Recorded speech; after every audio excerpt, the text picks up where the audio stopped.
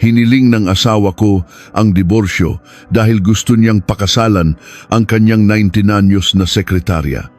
Ang mga biyenan ko sa halip na tumutol ay pumalakpak pa sa tuwa.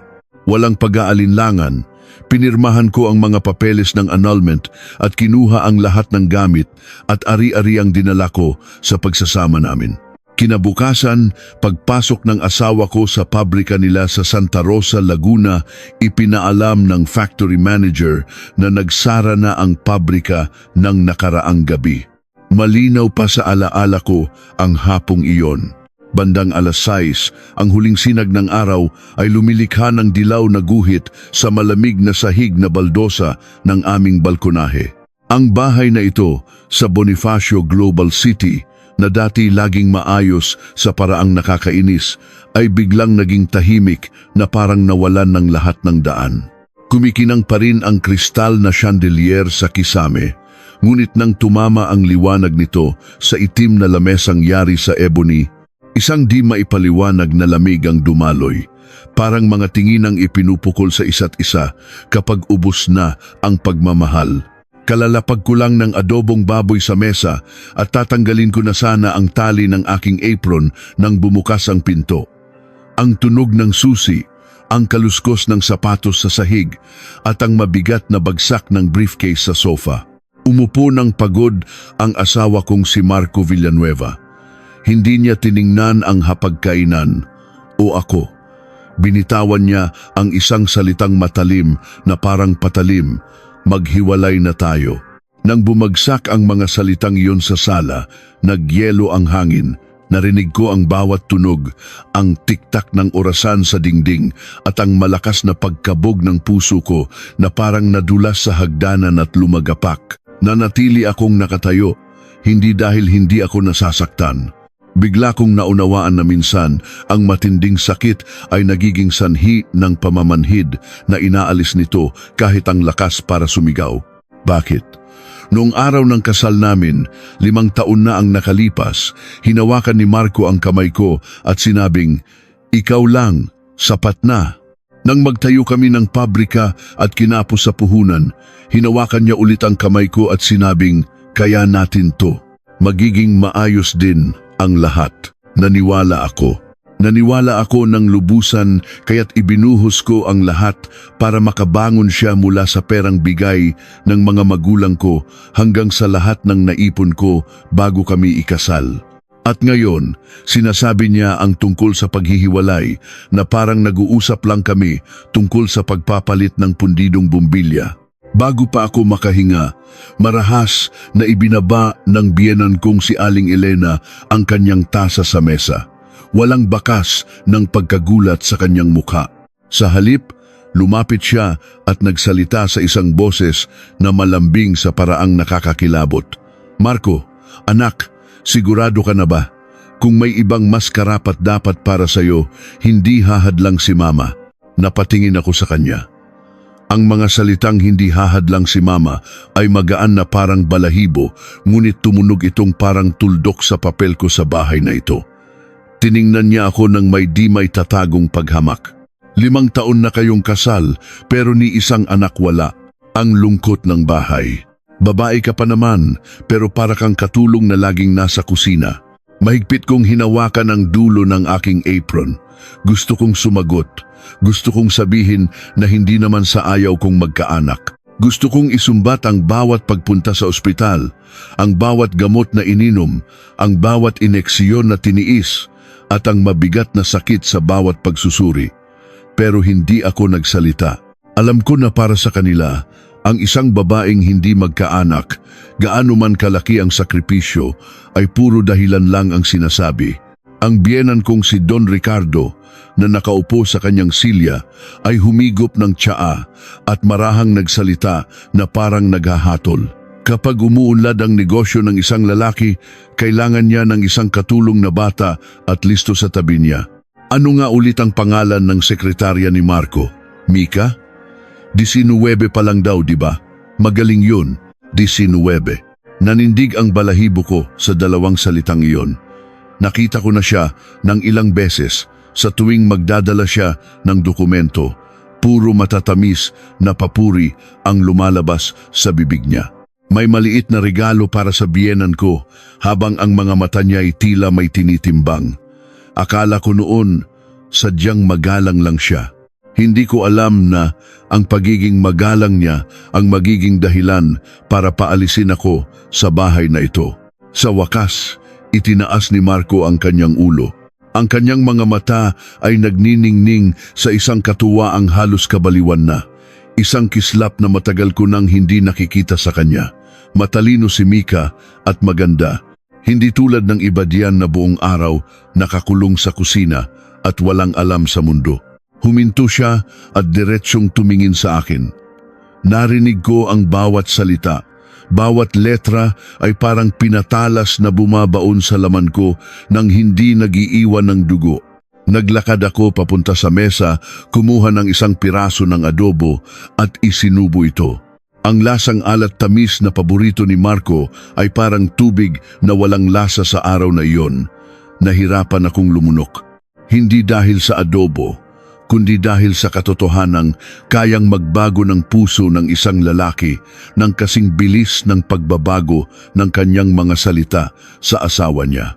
Tuwang-tuwang nagpatuloy ang biyenan ko. Oo nga, napakagalang ng batang yun.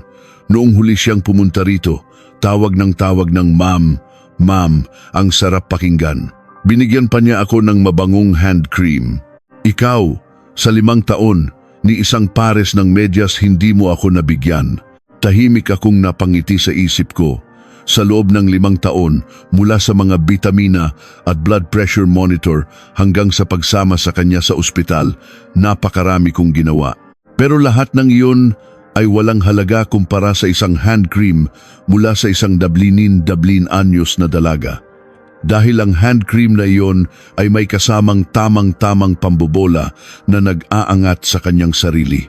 Inilabas ni Marco ang kanyang telepono at ipinakita ang isang litrato sa kanyang mga magulang na parang ipinagmamalaki ang isang tropeo, si Mika, mas bata at mas maganda. Diba? Ang babae sa litrato ay may makapal na kolorete, nakasuot ng damit na medyo kita ang balat at ang kanyang mga mata ay tila maagang natutong magkalkula. Lumapit si Aling Elena at ngumiti. Sa sobrang lapad ng ngiti, tila nawala ang malalalim niyang kulubot. Ayan na, marunong talagang pumili ang anak ko. Marco, ganyang babae ang nababagay sa'yo. Nakatayo ako sa gitna ng bahay na minsan kong itinuring na tahanan, nakikinig sa kanilang pag-uusap na parang nagpapalit lang sila ng lumang gamit. Kapag desidido ka ng itapon ng isang bagay, lahat ng dahilan ay nagiging makatwiran. Walang anak, hindi na bata, walang-wala sa uso. Matapos nilang lagyan ng mga etiketang iyon ng noo ko, maaari na nila akong itaboy ng walang anumang konsensya. Kinuha ni Marco ang isang tumpok ng papel mula sa kanyang briefcase at inihagis ito sa mesa. Annulment agreement yan. Wala akong planong magbigay sa iyo ng malaki. Akin ang bahay na to at ako ang nagtayo ng pabrika, kaya akin din yun. Mag-impake ka na lang at umalis. Yumuko ako at tiningnan ang mga papel. Malinaw ang itim na tinta. Aalis akong walang dala. At lahat ay pag-aari ni Marco Villanueva. Sa sobrang pagkagulat, napatawa ako. Isang tawang nagpalamig sa buong pagkatao ko. Ang unang puhunan sa pabrikang itinayo niya ay galing sa mga magulang ko. Ang mga makina ay ako ang bumili. At ang kontrata sa pag-upa ng lupa ng pabrika ay nakapangalan sa akin. Ang bahay na ito ay bayad ko na bago pa kami ikasal. Isinama ko lang siya sa titulo dahil nagtiwala ako sa kanya. Pero hindi ako agad kumontra. Alam ko na sa ganitong laban, hindi ang maraming salita ang nananalo, kundi ang nananatiling kalmado. Pinulot ko ang mga dokumento at sinuri ito. Dahil hindi ako umiyak, sumigaw o nagmakaawa, kumunot ang noo ni Marco. Bakit? May gusto ka pa? Magpasalamat ka na lang at pinapaalis kita ng tahimik. Sumingit si Aling Elena sa mas masamang boses. Pinagbibigyan ka lang ni Marco dahil sa pinagsamahan ninyo. Tumango si Don Ricardo na parang nagbibigay ng huling hatol. Pumirma ka na. Huwag mo nang sayangin ang oras ni na Marco at Mika. Ibinaba ko ang mga papel, tinanggal ang apron at maingat itong tinupi sa braso ng sofa. Ang kilos ko ay kalmado, na ikinagulat ko mismo. Sa isip ko, malinaw na lumitaw ang mga numero, kontrata, resibo at mga bank transfer slip na maingat kong itinago. Kung nagpasya silang maging walang awa, wala ring dahilan para magpakita ako ng kahinaan. Itinaas ko ang aking ulo at tiningnan si Marco. Ang boses ko ay hindi nanginginig o tumataas, bagkus ay kalmado at malamig. Sige, bigyan mo ako ng 3 araw. Ngumisi si Marco. 3 araw? Anong gagawin mo sa 3 araw? Huwag ka nang gumawa ng gulo. Tinitigan ko siya sa mata. Sa unang pagkakataon, sa mahabang panahon, hindi ko na makita sa mga matang iyon ang lalaking minahal ko. Sa loob ng 3 araw, sasagutin kita gamit ang mga bagay na pag-aari ko. Pagkasabi ko niyon, tumalikod ako at pumasok sa silid para hindi nila makita ang aking paghinga. Pagkasara ng pinto, sumandal ako rito. Doon lang sumakit ang puso ko na parang may pumiga. Ngunit kasabay ng sakit, may iba pang umusbong, isang matalas na kalamigan ng isip. Alam kong ang hapunan ngayong gabi ay hindi ang katapusan, kundi ang tunog ng tambol na hudyat ng simula. Sa susunod na 3 araw, hindi ako iiyak. Babawiin ko ang lahat ng ipinuhunan ko sa kasal na ito gamit ang ebidensya, batas, at isang kapanatagan na hindi nila inakalang taglay ng isang katulong sa kusina. Nang gabing iyon, hindi ako nakatulog. Nang magsara ang pinto sa likod ko, ang tawanan mula sa sala ay parang mga karayom na tumutusok sa akin. Umupo ako sa gilid ng kama, pinapanood ang liwanag ng poste sa labas na lumilikha ng mahahabang guhit sa sahig. Naramdaman ko ang isang kahungkagan na halos marinig ko ang pagdaloy ng dugo sa aking tainga. Masakit, pero hindi na ako kayang hilahin pababa ng sakit. Bigla itong naging isang lihim na apoy.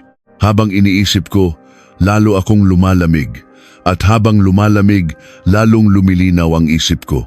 2 lang ang pagpipilian ko, umalis na walang dala o tumayo at bawiin ang sa akin. Hindi para maghiganti, kundi para mabuhay ng marangal bilang isang tao. Binuksan ko ang aparador at kinuha ang isang itim na folder mula sa pinakailalim na kahon. Noong araw ng kasal namin, nagbilin si Mama. Anak, ang mga dokumento ay parang gulugod. Kahit gaano mo kamahal ang isang tao, magtira ka ng paraan para makatayo ulit. Noon, tinawanan ko siya dahil sa tingin ko'y masyado siyang nag-aalala. Ngayon ko lang naintindihan. Hindi siya nag-aalala ng maaga. Alam niya ang buhay. Isa-isa kong inilatag ang mga dokumento sa mesa. Ang titulo ng bahay na may nakasaad na binayaran ko ito ng buo bago kami ikasal, kasama ang deed of sale. Ang mga bank transfer slip ng perang bigay ng mga magulang ko bilang puhunan. Ang mga resibo sa pagbili ng mga makina sa pabrika. Ang kontrata sa pag-upa ng lupa ng pabrika. At ang rehistro ng kotse kong binili bago kami ikasal. Ang mga papel na walang buhay ay tahimik na nakalatag, ngunit sa sandaling iyon parang may isang hindi nakikitang kamay na humawak sa akin at humila sa akin mula sa bingit ng bangin. Kumuha ako ng isang basong tubig para pakalmahin ang nanginginig kong mga kamay. Nanginginig hindi dahil sa takot kundi dahil sa mga alaala ng nakaraan. Sa loob ng 5 taon, namuhay akong parang anino sa sarili kong tahanan. Iniwan ko ang trabaho ko sa opisina para makapag-focus si Marco sa negosyo at ako ang nag-asikaso sa bahay, pagluluto at paglilinis. Nang kapusin siya sa pondo, nagtipid ako sa bawat sentimo. Nang dumating ang unang order sa pabrika, umiyak ako sa tuwa. Nang kailanganin ni Marco ng agarang pera, ako ang nangutang at nakinig sa mga salitang, "Ano bang alam ng babae riyan?" mula sa pamilya niya. Pero ngayon sinasabi nilang mag-isa niyang itinayo ang pabrika at ako'y isang palamunin lang. Napangiti ako ng bahagya sa dilim ng silid. Hindi dahil sa saya, kundi dahil sa wakas ay malinaw ko nang nakita na ang karangalan ay madalas na napupunta lamang sa taong nasa entablado habang ang mga nasa likod ang humihila ng lubid, nag-aayos ng ilaw at nagbabayad ng kuryente ay tila hindi umiral. Kinabukasan, mas maaga akong gumising kaysa karaniwan. Hindi ako naghanda ng almusal, hindi naglinis ng bahay, at hindi nagtanong kay Marco kung gagabihin siya. Nagbihis ako ng maayos, tinalian ng mataas ang buhok at dinala ang mga dokumento. Paglabas ko ng silid, tiningnan ako ng biyenan ko mula ulo hanggang paa na parang binabantayan ako sa takot na may nakawin akong gamit. Tumikhim siya at nagtanong, "Saan ka pupunta?" Kalmado kong sinagot, "Magtatrabaho po." Ngumuso siya. "Anong trabaho naman ang gagawin mo? Manahimik ka na lang sa bahay. Huwag kang gagawa ng kung ano-anong kalokohan." Hindi ko na siya pinatulan. Dati, masasaktan ako at susubukang patunayan na may silbi ako. Pero ngayon, hindi ko na naramdaman ang pangangailangang patunayan ang sarili ko sa mga taong desidido nang maliitin ako. Dumiretso ako sa pinto at isinara ito ng tahimik na parang isinasara ang isang kabanata. Nakipagkita ako sa isang abogado sa isang maliit na opisina malapit sa Makati. Si Attorney Jose Reyes ay may maayos na anyo, matalas na tingin at mahinahong magsalita. Pagkalatag ko ng mga dokumento sa mesa, agad niya itong sinuri na parang isang doktor na kumakapa ng pulso ng pasyente. "Anong gusto ninyong mangyari sa annulment na ito?" tanong niya. Tiningnan ko siya ng diretso. "Gusto kong mabawi ang lahat ng ari-arian ko bago kami ikasal at lahat ng ginastos ko sa aming pagsasama. Hindi ko hahabulin ang kita ng negosyo habang kasal kami. Gusto ko lang mabawi ang sa akin at tapusin na ito." Tumango si Attorney Reyes. Ang boses niya ay puno ng kumpiyansa. "Napakalinaw ng ebidensya ninyo, pero kailangan ninyong ihanda ang inyong sarili. Sasabihin nilang sakim kayo, masama at taksil." Sumagot ako ng malinaw. Bawat salita ay parang pako. Sila ang unang nagtaksil. Inililigtas ko lang ang sarili ko. Nag-isip sandali si Attorney Reyes at minarkahan ang ilang bagay. "Ang bahay ay binili at binayaran ninyo ng buo bago kayo ikasal, kaya sa prinsipyo, ito ay inyong hiwalay na ari-arian, separate property. Ang pagdagdag sa pangalan ng asawa ninyo kung walang kasunduan sa paglilipat ng pagmamay-ari ay pabor pa rin sa inyo ayon sa batas. Ang perang bigay ng magulang ninyo bilang puhunan kung may ebidensya ng bank transfer at kumpirmasyon ay ituturing ding hiwalay na ari-arian. Ang mga makinang binili bago kayo ikasal kung malinaw ang resibo at kontrata ay mas matibay ang basehan." Habang nakikinig sa kanya, naramdaman kong tumitibay ang loob ko. Mayroong katarungan sa mundo.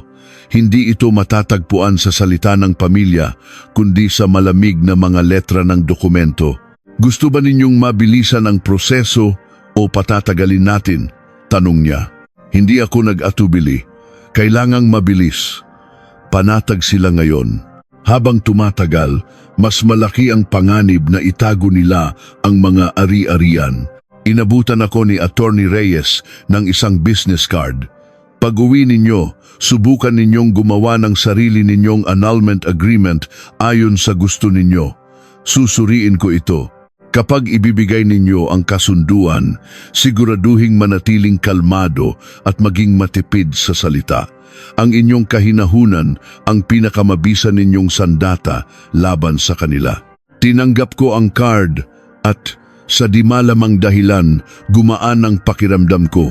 Hindi dahil tapos na ang lahat, kundi dahil sa wakas kinampihan ko na ang sarili ko. Nang tanghaling iyon, bumalik ako sa bahay. Nakaupo si Marco sa sofa, nakataas ang mga paa sa mesa at nagsiselfone. Pagpasok ko, tiningnan niya ako ng bahagya. "Sabi mo 3 araw, pero 1 araw palang bumalik ka na. Kung tapos ka ng mag-isip, pirmahan mo na yan." Kalmado kong sinabi, "Maghintay ka." Kung sinabi kong 3 araw, eksaktong 3 araw yun. Ngumisi siya. Akala mo ba kaya mong baliktarin ang sitwasyon? Hindi ako nakipagtalo. Pumasok ako sa silid, isinara ang pinto at sinunod ang payo ng abogado. Inayos ko ang mga dokumento. Kinunan ko ng litrato ang bawat resibo, ipinanotaryo ang mga kopya at ipinrint ang mga text message tungkol sa bank transfer. Hanggang gabi, nangangalay ang mga kamay ko, ngunit ang isip ko ay mas malinaw kaysa dati. Bigla kong napagtanto, kapag nagpasya ang isang babae na huwag na siyang paapi, maaari siyang maging isang taong nakakatakot sa paraang hindi niya mismo alam. Pagsapit ng gabi, narinig ko ang masayang boses ng biyenan ko na may kausap sa telepono. Oo, ang bait-bait niyang si Mika. Sabi ko na nga ba, dapat bata ang manugang. Sa loob ng silid, tiningnan ko ang tumpok ng mga dokumento sa mesa. Sa labas, nangangarap sila ng bagong manugang. At ako, gumagawa ng sarili kong daan palabas. Bago harapin ang ikalawang araw ng pagbawi, gusto kong mag-iwan ng isang mensahe sa lahat ng nakikinig. Sana po ay suportahan ninyo ako sa pamamagitan ng pagpindot sa like at subscribe. Naway laging nasa mabuting kalusugan at kapayapaan ang lahat ng nakikinig sa kuwentong ito. Nang gabing iyon, pinirmahan ko ang bagong kasunduan na inihanda ng aking abogado. Hindi na ako ang asawang naghihintay sa kusina. Ako na ang uupo sa kanilang harapan, ilalatag ang katotohanan sa mesa at panonoorin silang lunukin ang sarili nilang kawalang katarungan. Ikalawang araw, eksaktong 10:00 ng umaga ako lumabas ng silid, hindi maaga, hindi huli, na parang sinusukat ang oras gamit ang isang malamig na ruler. Ang bahay ay pareho pa rin, ngunit parang nagbago ang lahat. Ang sofa kung saan ipinahayag ni Marco ang diborsyo, ang mesa kung saan nila inihagis ang kasunduan na parang basura, ang mga paboritong tasa ng biyenan ko lahat ay tila bahagi ng isang entablado na inihanda para gawin akong katatawanan. Binuksan ko ang pinto ng study room ni Marco. Nandoon na sina Don Ricardo at Aling Elena na parang manonood ng aking pagluhod. Si Marco naman ay nakasandal sa kanyang silya. Naiinis na naistorbo ang pakikipag-usap niya kay Mika at tinatapik-tapik ang mesa. Sa wakas, mukhang handa ka ng pumirma, sabi niya nang may pangungutya. Nagmamadali ako. Mamimili pa kami ni Mika ng singsing. Hindi ako sumagot. Hinila ko ang isang silya. Sa tapat niya, ipinatong ang itim kong briefcase sa mesa at dahan-dahang binuksan ang lock. Ang maliit na tunog ng click ay parang hudyat. Tumingin silang tatlo sa akin, isang tingin na may halong kuryosidad at paghamak na parang nakatingin sa isang taong gagawa ng isang bagay na walang katuturan. Inilabas ko ang isang tumpok ng papel at inilagay ito sa harap ni Marco. Ito ang annulment agreement ko. Natigilan sandali si Marco, tapos ngumisi. Anong karapatan mong maglatag ng kondisyon? Pinanatili ko ang boses na kalmado, na parang nagbebenta lang ng isang bagay. Kung gusto mong maghiwalay, sundin mo ito. Kumunot ang noo ni Don Ricardo. Sumilip si Aling Elena at si Marco naman ay mabilis na dinampot ang mga papel. Ilang pahina pa lang ang nababasa niya, dumilim na ang kanyang mukha na parang kalangitan na may paparating na bagyo. Nagsara ang kanyang mga labi at nanginig ang kanyang panga. Pagbabalik ng lahat ng ari-arian bago ang kasal, pagbabalik ng perang ambag, pagbabalik ng mga makina sa pabrika. Nababaliw ka na ba? Ibinagsak niya ang mga papel sa mesa. Kasama ang pangalan ko sa bahay na to. Akin din ang pabrika. Saan mo kinuha ang lakas ng loob na hilingin ang lahat? Hindi ako natinag. Binuksan ko ang isa pang folder at inilatag ang mga dokumento sa mesa, isa-isa na parang naglalatag ng baraha. Itinuro ko ang kopya ng titulo ng bahay. Ang bahay na ito ay binili ko at binayaran ng buo bago tayo ikasal at solo kong pag-aari. Idinagdag ko ang pangalan mo dahil nagtiwala ako sa iyo, pero walang kasunduan sa paglilipat ng pagmamay-ari. Ayon sa batas, ito ay hiwalay kong ari-arian. Biglang tumayo si Aling Elena at sumigaw, "Kalokohan!" Kapag nakalagay ang pangalan niya, conjugal property na yan. Saan ka natutong manlamang? Hinarap ko siya. Wala nang takot sa mga mata ko. Ma'am, baka hindi po kayo naniniwala sa akin, pero ang batas ay naniniwala sa dokumento. Inilapag ko naman ang kopya ng bank transfer slip. Ito ang 30 milyong piso na ibinigay sa akin ng mga magulang ko bago tayo ikasal. Pumasok ito sa personal kong account at nakasaad na para ito sa mga gastusin natin sa pagsasama. Mula rito, 20 milyong piso ang inilipat ko kay Marco bilang puhunan sa pabrika. Narito ang bank records at kumpirmasyon mula sa mga magulang ko. Bubuksan na sana ni Marco ang kanyang bibig para kumontra, pero hindi ko siya binigyan ng pagkakataon. Inilabas ko ang mga resibo ng pagbili ng makina, kontrata at delivery receipts. 3 CNC machines at 2 set ng inspection equipment. Binili ko ang mga ito gamit ang perang bigay sa akin bago tayo ikasal. Narito ang mga resibo at kontrata. Sinabi ninyong mag-isa ninyong itinayo ang pabrika. Kung gayon, ipaliwanag ninyo kung saan nanggaling ang puhunan at mga makina. Namula ang mukha ni Don Ricardo at hinampas ang mesa. Talagang puro kakalokohan. Habang nagpapakahirap si Marco sa negosyo, nagpapakasarap ka lang sa bahay, tapos ngayon sasabihin mong sayo lahat? Ngumiti ako ng malamig. Nagpapakasarap? Inasikaso ko ang lahat ng gawaing bahay, pagkain at mga okasyon para makapagtrabaho si Marco ng payapa sa labas. Ibinuhos ko ang perang bigay sa akin sa pabrika at isinugal ang pangalan ko para makautang. Kung yan ang tawag ninyo sa pagpapakasarap, sige nga po sir ma'am, subukan ninyong magpakasarap kahit isang araw lang. Tumayo si Aling Elena sa likod ni Marco at humihingal na nagsalita. Kung kukunin mo lahat, paano na si Marco? Paano na ang pabrika? Tiningnan ko siya ng diretsyo. Hindi ko na po problema yan. Sandaling tumahimik ang silid. Tanging ang ugong ng aircon ang maririnig. Tiningnan ni Marco ang mga dokumento hanggang sa huling pahina. Nakasaad doon na kukunin ko ang bahay, kotse, makina at lahat ng binili bago kami ikasal, ngunit hindi ako hihingi ng kahit 1 sentimo mula sa kinita ng negosyo. Nagngit-ngit ang mga ngipin ni Marco. Akala mo matatakot ako kapag nagdemanda ka? Inilabas ko ang business card ni Attorney Reyes at marahang itinulak ito sa harap niya. Ayan ang abogado ko.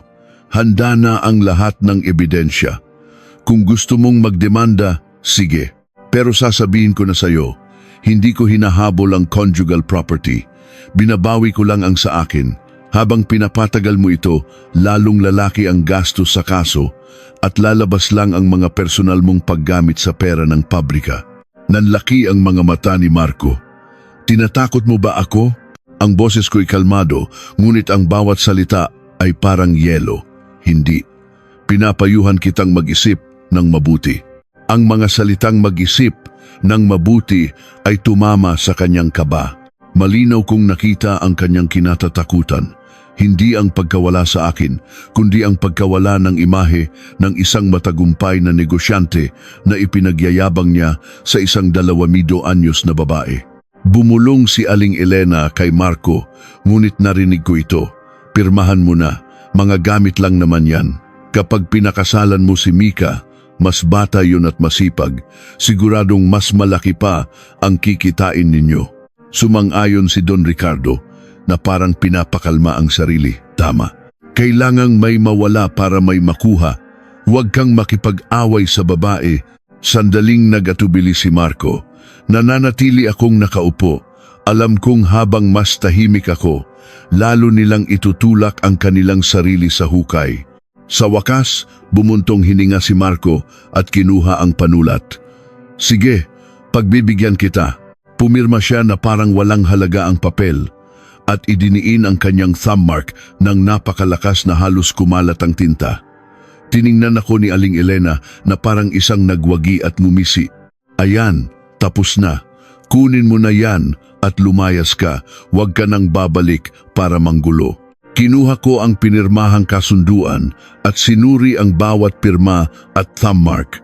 Hindi ako nagmadali.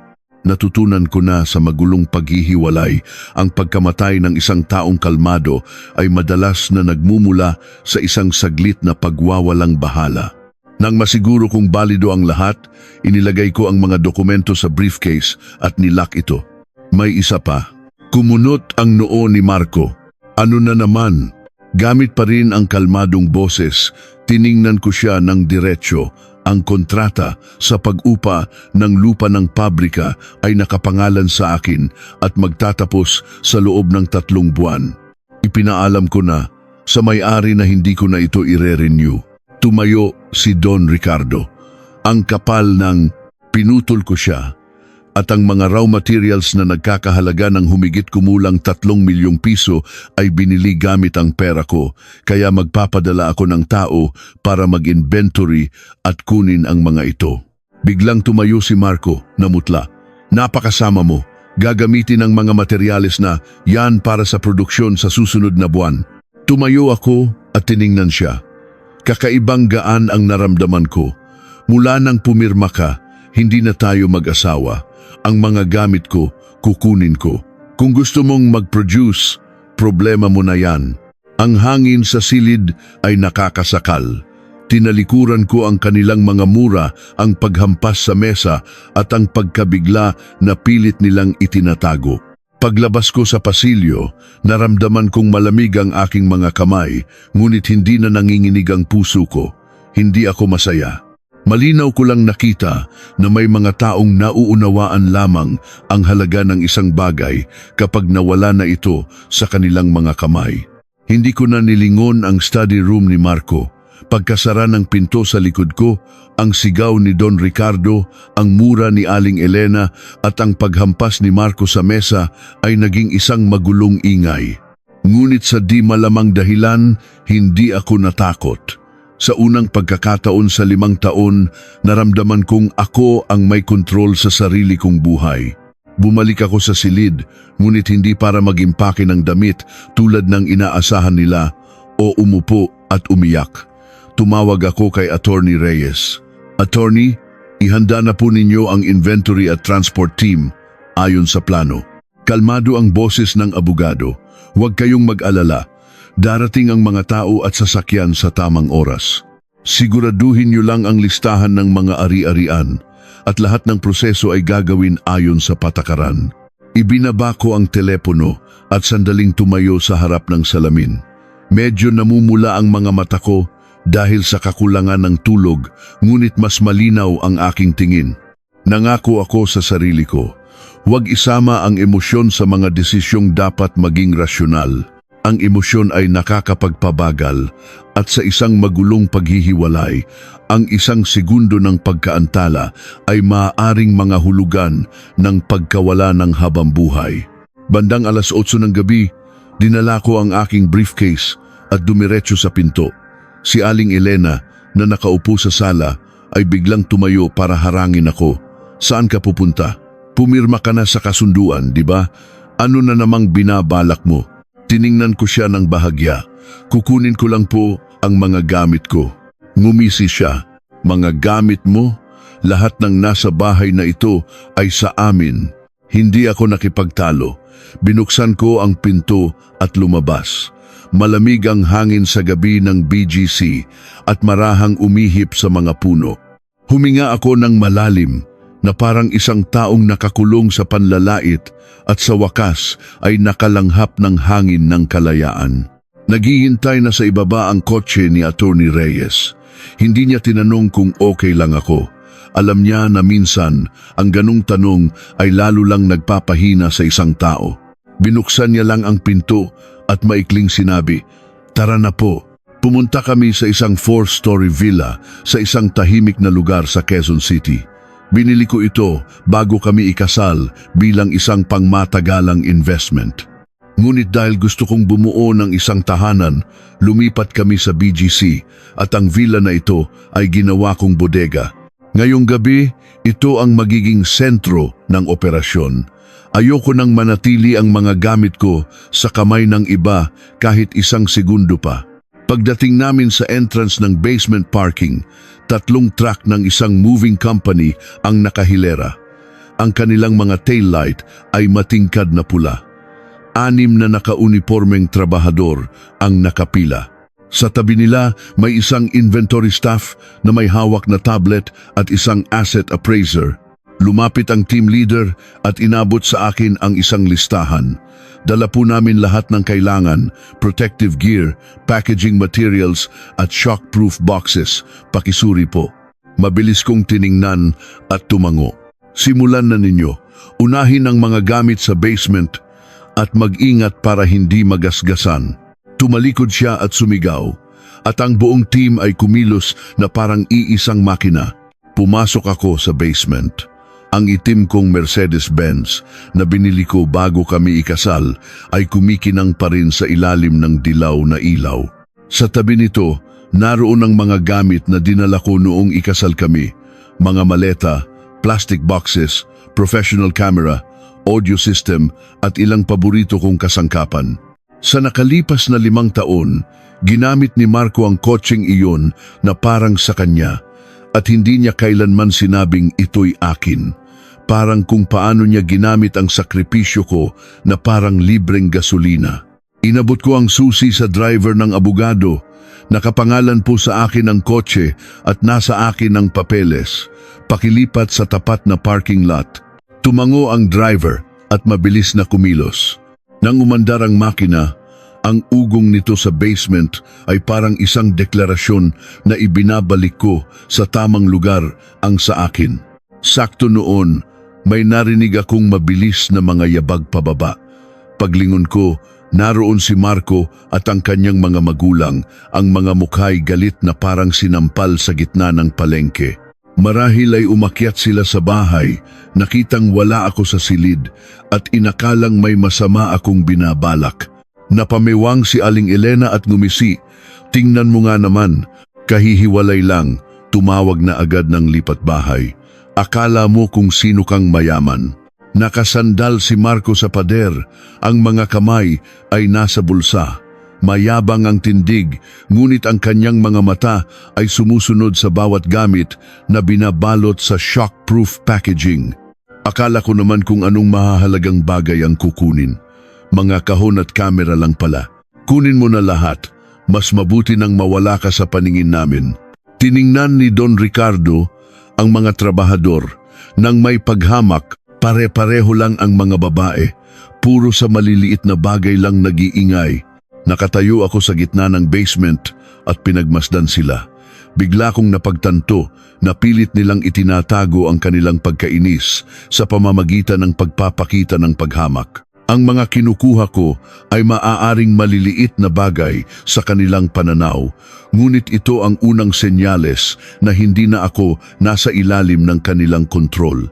Lumapit sa akin ang inventory staff at mahinang nagtanong, kailangan po ba nating papirmahin sila bilang kumpirmasyon sa bawat item? Tumango ako, oo.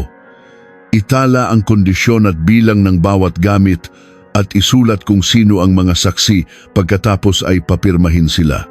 Nang marinig ito, sumugod si Aling Elena. Anong pirma? Pagbibintangan mo pa kaming nagnakaw sa sarili naming bahay? Tiningnan ko siya ng diretsyo. Gusto ko lang pong makasiguro para hindi ninyo masabi sa huli na may ninakaw ako. Natahimik siya. Ngumuso si Marco. Sige, pipirmahan namin. Ang dami mong arte. Nagsenyas akong magpatuloy. Isinakay ng team ang camera, audio system at mga kahon sa truck. Kinunan ng appraiser ang kasalukuyang kondisyon ng bawat gamit. In-input ng inventory staff ang data at inabot ang isang digital pad. Naiinis na pumirma si Aling Elena, padabog na pumirma si Don Ricardo at walang ganang pumirma si Marco. Pero wala akong pakialam sa nararamdaman nila. Ang mahalaga ay mayroon silang pirma. Nang ilabas ng mga trabahador ang isang pulang kahon ng alahas, bigla itong inagaw ni Aling Elena. Ito, bigay sa iyo ni Marco. Hindi mo pwedeng kunin ang mga alahas na binili habang kasal kayo. Kalmado kong sininyasan ang inventory staff na buksan ang file ng mga resibo. Mula sa aking briefcase, inilabas ko ang isang maliit na tumpok ng papel, mga resibo ng mga alahas na binili ko bago kami ikasal. Binili ko po ito bago kami magpakasal. Nakatala ang petsa, halaga at tindahan.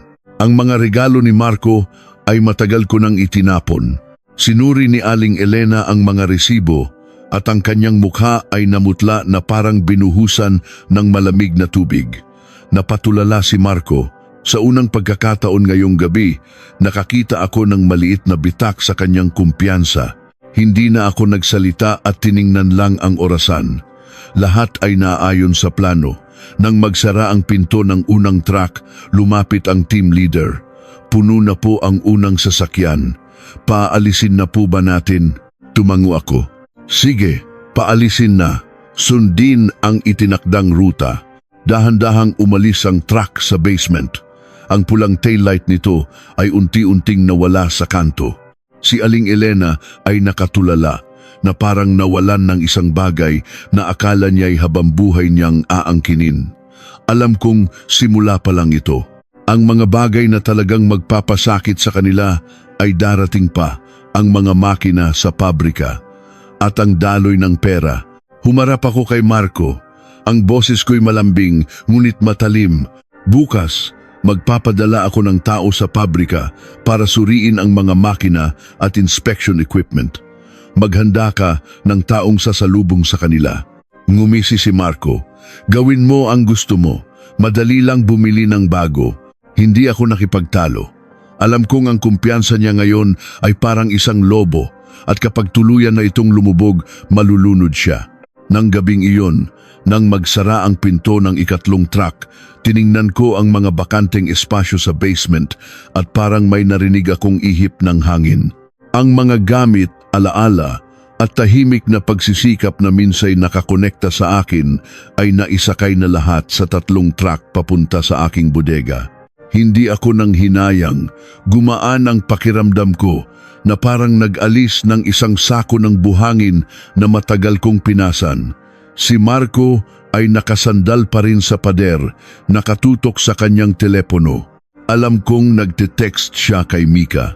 Nagmamalaki marahil na tapos na ang lahat at maliliit na bagay lang ang kinuha ng dati niyang asawa. Sina Aling Elena at Don Ricardo ay nagmumura, pero kasabay nito ay pinapakalma ang sarili. Tumigas ang kanilang mga mukha habang tinitingnan ang mga bakanteng espasyo, ngunit pilit pa ring nagpapakita ng tapang. Mabuti nang lumayas siya, sigaw ni Aling Elena sa papalayong truck. Tiningnan ko siya at sinabi ng mahinahon, aalis na po ako pero hindi pa ito tapos. Nanlaki ang mga mata ni Don Ricardo. Ano pa bang gusto mo? Huwag kang maging sakim. Hindi ako sumagot at bumaling sa inventory staff.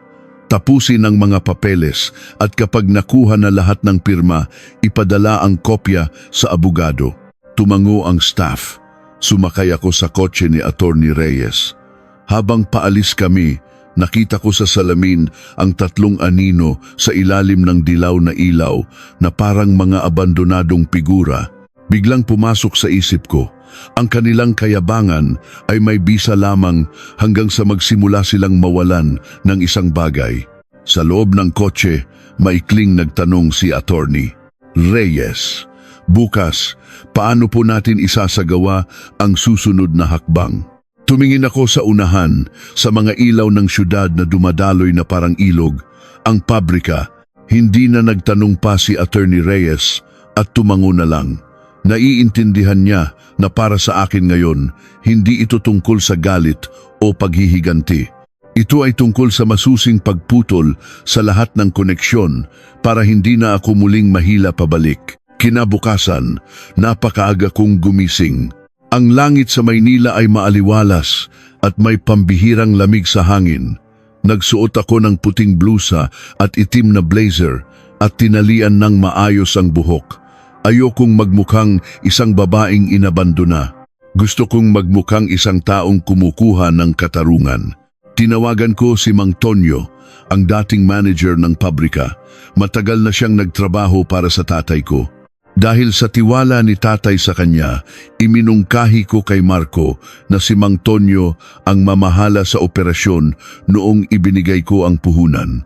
Hindi ako masyadong nakialam, ngunit alam kong may prinsipyo si Mang Tonyo. Mang Tonyo, pakihanda po ang mga tao na makikipagtulungan sa inventory team ko mamayang 9:00. Kailangang maging malinaw ang lahat mula sa mga makina, inspection equipment, hanggang sa mga raw materials na sinabi ko. Kalmado at matatag ang boses ni Mang Tonyo. Opo ma'am, huwag kayong mag-alala.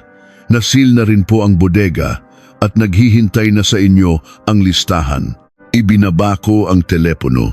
Wala akong naramdamang kaba. Ang tanging naramdaman ko ay isang bahagyang pait na ang taong kumampi sa akin ay hindi ang lalaking tinawag kong asawa, kundi isang tagalabas na rumerespeto sa aking ama.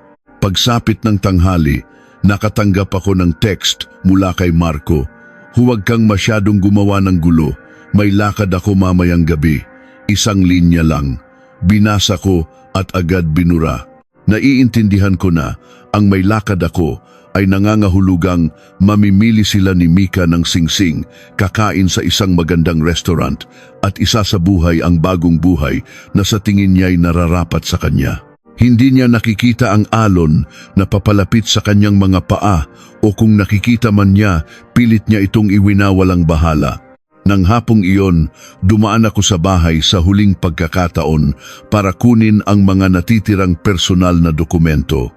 Birth certificate, Senomar at ilang lumang litrato. Pagpasok ko, sumalubong agad si Aling Elena na parang nagbabantay ng magnanakaw. Bakit ka na naman nandito? Hindi ko siya tiningnan. Kukunin ko lang po ang mga papeles ko. Humihingal siyang nagsalita. Pati papeles, kukunin mo? Huminto ako at lumingon. Ang boses ko'y malumanay, ngunit matalim na parang manipis na talim. Ang mga dokumento pong ito ay pag-aari ng gobyerno. Wala pong karapatan ng bahay na ito na itago ang mga iyan. Lumabas si Don Ricardo mula sa sala, namumula ang mukha. Akala mo porket may abogado ka, kaya mo nang gawin lahat. Ididemanda ka ni Marco. Tiningnan ko siya ng bahagya. Sabihin ninyo po kay Marco na idemanda ako, hihintayin ko. Natahimik si Don Ricardo. Ang mga taong nawawalan ng isang bagay na akala nila'y hawak nila ay madalas na nagtataas ng boses. Dumiretso ako sa silid at kinuha ang mga kailangan ko. Paglabas ko, kararating lang ni Marco. Amoy bago at hindi pamilyar na pabango. Tiningnan niya ako ng may pandidiri na parang nakakita ng isang bagay na marumi. Ano pa bang ginagawa mo rito? Pumirma ka na sa kasunduan, di ba? Magkanya-kanya na tayo ng landas. Tumango ako. Tama, magkanya-kanya na tayo ng landas. Nang sabihin ko iyon, inakala niyang sumusuko na ako kaya't ngumuso siya. Kung ganon, huwag ka nang manggulo. Kinuha mo na lahat ng makina, paano pa aandar ang pabrika? Gusto mo ba akong mamatay? Tinitigan ko siya sa mata. Biglang bumalik ang alaala ng hapunan. Ang kanyang mga mata habang ipinagmamalaki ang litrato ni Mika. Ang kanyang malamig na mga salita. Naintindihan kong ang taong nasa harap ko ay hindi na ang lalaking minahal ko, kundi isang taong natatakot na mawala ang tuntungan na ginamit niya para apakan ako. Dahan-dahan kong sinabi ang bawat salita. Hindi ka mamamatay dahil kinuha ko ang mga makina. Mamamatay ka dahil sa maling akala mong sayo ang lahat. Nagbago ang kulay ng mukha ni Marco. Ikaw, hindi ko na siya pinatapos. Naglakad ako papunta sa pinto, ngunit huminto ako sa may pasukan. Humarap ako sa kanilang tatlo sa huling pagkakataon. Bukas, pupunta ang mga tao ko sa pabrika. Ayoko ng gulo. Kung makikipagtulungan kayo, matatapos ito ng tahimik. Sumugod si Aling Elena. Huwag mong pahirapan ang anak ko. Tahimik akong napangiti. Pahirapan? Noong pinapalayas ninyo ako sa bahay na ito, naisip niyo ba kung gaano ako nahirapan? Pagkasabi niyon, binuksan ko ang pinto at lumabas. Umihip ang hangin ng gabi, dala ang amoy ng sampaguita mula sa kung saan. Hindi na ako lumingon. Sa loob ng kotse, inayos ko ang aking upo at pinagmasdan ang mga tao sa kalsada ng Maynila. Ang buhay ng isang babae ay maaring maging malumanay, ngunit hindi ibig sabihin nito na kailangan niyang hayaan ang sarili na lamunin. Alam kong bukas ang magiging bagong kasukdulan.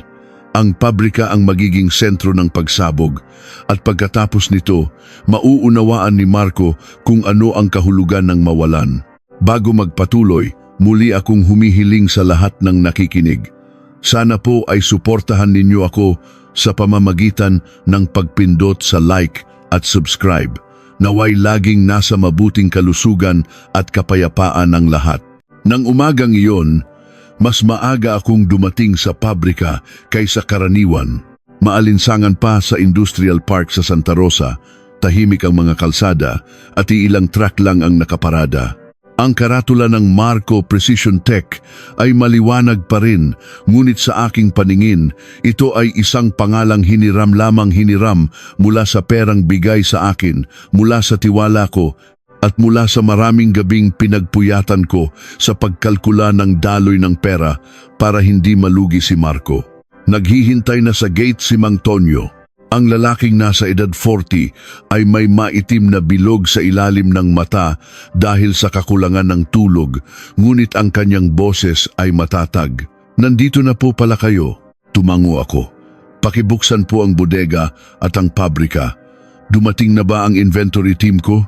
Itinuro ni Mang Tonyo ang likuran. Padating na po. Tinawag ko na rin ang mga team leader ng bawat departamento. Lahat po ay gagawin ayon sa proseso kasama ang kumpirmasyon ng pirma. Pumasok ako sa maliit na opisina at ipinatong ang briefcase sa mesa.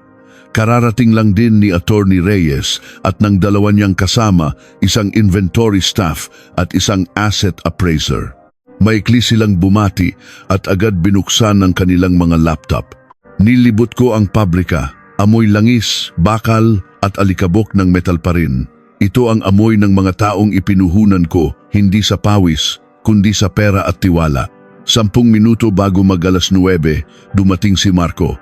Naiinis siyang bumaba ng kotse, ngunit pilit na pinapanatili ang ayos ng isang boss. Sa tabi niya, may isang binatang nakatayo marahil ang bagong assistant na ipinakilala ni Mika.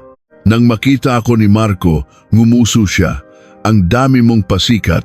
Akala mo ba sasakupin ko ang pabrika? Hindi ako agad sumagot. Tinitigan ko siya sa mata at dahan-dahang nagsalita. Binabawi ko lang ang ari-arian ko. Manood ka lang dyan at pumirma para hindi mo masabi sa huli na may ninakaw ako. Ngumisi si Marco. Akala mo nasa panig mo ang batas. Humarap si Attorney Reyes at nagsalita ng magalang ngunit matatag. Mr. Villanueva, sinusunod lang po namin ang kasunduang pinirmahan ninyo. Kung makikipagtulungan kayo, matatapos ito ng tahimik. Pero kung guguluhin ninyo, magiging kaso ito sa korte. Kayo na po ang humusga kung sino ang malulugi. Tiningnan ni Marco ang abogado. May galit sa kanyang mga mata, ngunit iniwas niya ang tingin. Sige, gawin niyo ang gusto niyo. Nagsenyas akong magsimula na. Dumiretso ang inventory team sa lugar ng mga CNC machine. Naroon ang 3 makina na parang mga haligi ng pabrika, malalaki, mabibigat, mahal at higit sa lahat, hindi mapapalitan sa isang iglap. Sinuri ng appraiser ang mga control panel, kinunan ng litrato ang mga serial number at nirecord ang kanilang kondisyon. Nakatayo si Marco, nakahalukip-kip at matigas ang mukha. Para sa iilang makina, parang may crime scene investigation. Tiningnan ko siya at sinabi ng mahinahon, dahil ito ang ebidensya, ayokong marinig sa huli na nasira ang mga makina dahil sa paglipat ninyo. Dumating din sina Don Ricardo at Aling Elena, marahil ay tinawagan ni Marco. Pagpasok pa lang, sumigaw na si Aling Elena. Umalingaw-ngaw ang matinis niyang boses sa loob ng pabrika. Napakasama mo talaga. Kung kukunin mo lahat ng makina, paano na ang pabrika? Anong ipapakain mo sa anak ko? Hinarap ko siya, hindi nakipagtalo, at isang bagay lang ang sinabi. Sabi ninyo, wala akong alam kundi magluto. Tingnan natin kung gaano kaunlad ang pabrika ni Marco kapag wala na ako. Natahimik siya at kumapit sa braso ni Don Ricardo. Namula ang mukha ng biyenan ko, ngunit hindi niya nagawang hampasin ang mesa tulad ng ginawa niya sa bahay. Maraming empleyado, tagalabas at abogado. Natatakot siyang mapahiya. At kapag natatakot ang isang tao na mapahiya, mas madali siyang matalo. Pagdating sa lugar ng inspection equipment, binuksan ng technician ang kabinet at inilabas ang 2 set ng mga panukat. Tumayo si Mang Tonyo sa tabi ko at bumulong. Kung wala po ito, hindi makakapag-deliver ng produkto ang pabrika. Kung walang inspection certificate, ibabalik agad ng mga kliyente ang mga item. Tumango ako. Tiningnan ko si Marco. Pilit siyang nagpapakita ng kawalang interes, ngunit nanginginig ang kanyang mga mata. Alam din niya iyon. Ang pagkawala ng mga CNC machine ay pagkawala ng kakayahang mag-produce. Ang pagkawala ng inspection equipment ay pagkawala ng kakayahang mag-deliver. Hindi na aandar ang pabrika. Magiging isang walang lamang shell. Inabot ng inventory staff ang digital pad. Mr. Villanueva, pakipirmahan po bilang kumpirmasyon na ang mga item na ito ay kasama sa listahan ng ari-arian ni Ma'am at na ito ang kasalukuyang kondisyon ng mga makina. Mabilis na kinuha ni Marco ang panulat at pumirma na parang gustong matapos na agad. Pinanood ko lang siya. Sa isang nawasak na buhay, maraming tao ang padalos-dalos na pumipirma at habang buhay na pinagsisisihan ito. Pagsapit ng tanghali, dumating ang isang professional transport team. May dala silang forklift, mga tali at mga kahoy na kahon. Ayon sa patakaran, pinatay ng technician ang kuryente at tinanggal ang mga sensitibong bahagi. Lahat ay mabilis ngunit tumpak na parang isang operasyon. Nakatayo lang ako roon, hindi nakakaramdam ng tuwa. Nakikita ko lang ang malamig na katotohanan na ang bagay na minsan kong inakalang atin ay nakatayo pala sa pundasyon ng aking ari-arian. Sa wakas, nawalan ng kahinahunan si Marco. Lumapit siya at nagsalita ng marahas. Diretsahan na, kailangan mo ba talagang gawin ito? Gusto mo ba akong makitang masira? Tiningnan ko siya. Wala nang hinanakit sa mga mata ko, kundi kalinawan. Gusto ko lang maintindihan mo kung ano ang resulta ng pagmamaliit mo sa ibang tao. Hiniling mo ang annulment dahil sa isang 99 years na babae. Sinabi mong luma na ako at walang silbi. Kung gayon, patunayan mo. Patunayan mong kaya mong magtagumpay kahit wala ako. Natahimik si Marco. Susugod sana ulit si Aling Elena, ngunit pinigilan siya ng mga trabahador. Bumulong sa akin si Attorney Reyes. Susunod na hakbang na po. Tumango ako. Kinuha ko ang aking telepono at tumawag sa isang contact sa bangko na inihanda ng abogado. Hello, ako po ang kinatawan ni Miss Isabel Santos. Alinsunod sa mga dokumentong isinumite, pakisimulan na po ang proseso ng paghihigpit sa transaksyon. Idinagdag ni Attorney Reyes ang mga legal na impormasyon at binasa ang mga numero ng dokumento. Narinig ko ang sagot na natanggap na ang request at magkakabisa ito sa lalong madaling panahon. Nang marinig ni Marco ang mga salitang paghihigpit sa transaksyon, bigla siyang lumingon. Anong ginagawa mo? Hindi ako umiwas. Pinipigilan ko ang daloy ng pera na may kaugnayan sa hiwalay kong ari-arian. Hindi ko ginalaw ang conjugal property, pero kailangan kong protektahan ang sa akin. Ngumisi si Marco. Akala mo, mapipigilan mo ako. Tiningnan ko siya ng diretso. Malalaman mo kapag pumunta ka sa bangko. Sakto noon, tumakbo si Mang Tonyo mula sa bodega at inabot sa akin ang listahan ng raw materials. Ma'am, tumutugma po sa listahan ng mga bakal at materyales na nagkakahalaga ng 3 milyong piso. Nasil na po ang bodega. Hinihintay ko na lang po ang utos ninyo. Kinuha ko ang papel, pinirmahan, at sinabi ng malinaw. Mamayang gabi, magpadala ka ng sasakyan para ilipat ang mga iyan. Gawin ng mabilis, tumpak at ayon sa patakaran. Siguraduhin ang mga dokumento at pirma. Si Marco ay nanigas na parang bato, si Don Ricardo ay namutla, at si Aling Elena, nabubuksan sana ang bibig para magmura, ay huminga na lang ng malalim. Tiningnan ko sila. Sa unang pagkakataon, nakita ko sa kanilang mga mukha ang isang bagay na malapit sa takot, hindi ang dating lubos na paghamak. Bago umabot sa kasukdulan ang kwento, muli akong humihiling sa lahat ng nakikinig. Sana po ay suportahan ninyo ako sa pamamagitan ng pagpindot sa like at subscribe. Naway laging nasa mabuting kalusugan at kapayapaan ang lahat. Pagsapit ng hapon, nang iangat ang unang CNC machine mula sa sahig ng pabrika, narinig ko ang isang langit-ngit ng metal na parang isang haligi ng gusali na binubunot. Si Marco, na namumula ang mga mata, ay pinanood ito, ngunit pilit na nagpapakita ng normalidad. Alam kong hindi pa niya lubos na naiintindihan ang lahat. Pero bukas, kapag tahimik na ang pabrika at lumabas ang error message sa kanyang bank account, maiintindihan niya. Nang gabing iyon, hindi na ako bumalik sa bahay na iyon. Bumalik ako sa aking bodega sa Quezon City. Naroon ang mga gamit na ibinaba ng 3 truck. Sa malawak at malamig na espasyo, ang mga kahon ay maayos na nakasalansan na parang mga piraso ng isang buhay na muling isinasaayos. Umupo ako sa isang plastic na upuan at isa-isang pinirmahan ang mga turnover document para sa mga makina, equipment at raw materials. Ang aking pirma ay matatag, ngunit sa isip ko, ang bawat guhit ay parang pagputol sa huling hibla ng koneksyon. Tumayo sa tabi ko si Attorney Reyes at nagtanong, "Sigurado po ba kayong isusuko na ang bahagi ninyo sa kita ng negosyo?" Itinaas ko ang aking ulo. "Opo, sigurado ako. Gusto ko lang mabawi ang sa akin at ayoko nang patagalin pa ito." Tumango ang abogado na parang may naintindihang mas malalim pa sa mga salita. Minsan, ang hindi paghahangad sa kung ano ang maaari mong makuha ay isang paraan para iligtas ang sarili mula sa pagkakakulong sa isang relasyong matagal ng bulok. Pagsapit ng hating gabi, tumawag si Mang Tonyo. "Ma'am, nailipat na po lahat ng raw materials. Papunta na po ang mga sasakyan sa bodega. Ayon sa utos ninyo, pinatay na rin po ang main power at nisil ang machine room.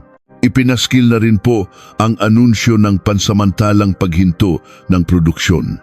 Pinagmasdan ko ang mahabang anino ng poste ng ilaw sa labas. Tahimik akong nagtanong, ano po ang reaksyon ng mga empleyado? Bumuntong hininga si Mang Tonyo. Nalilito po sila.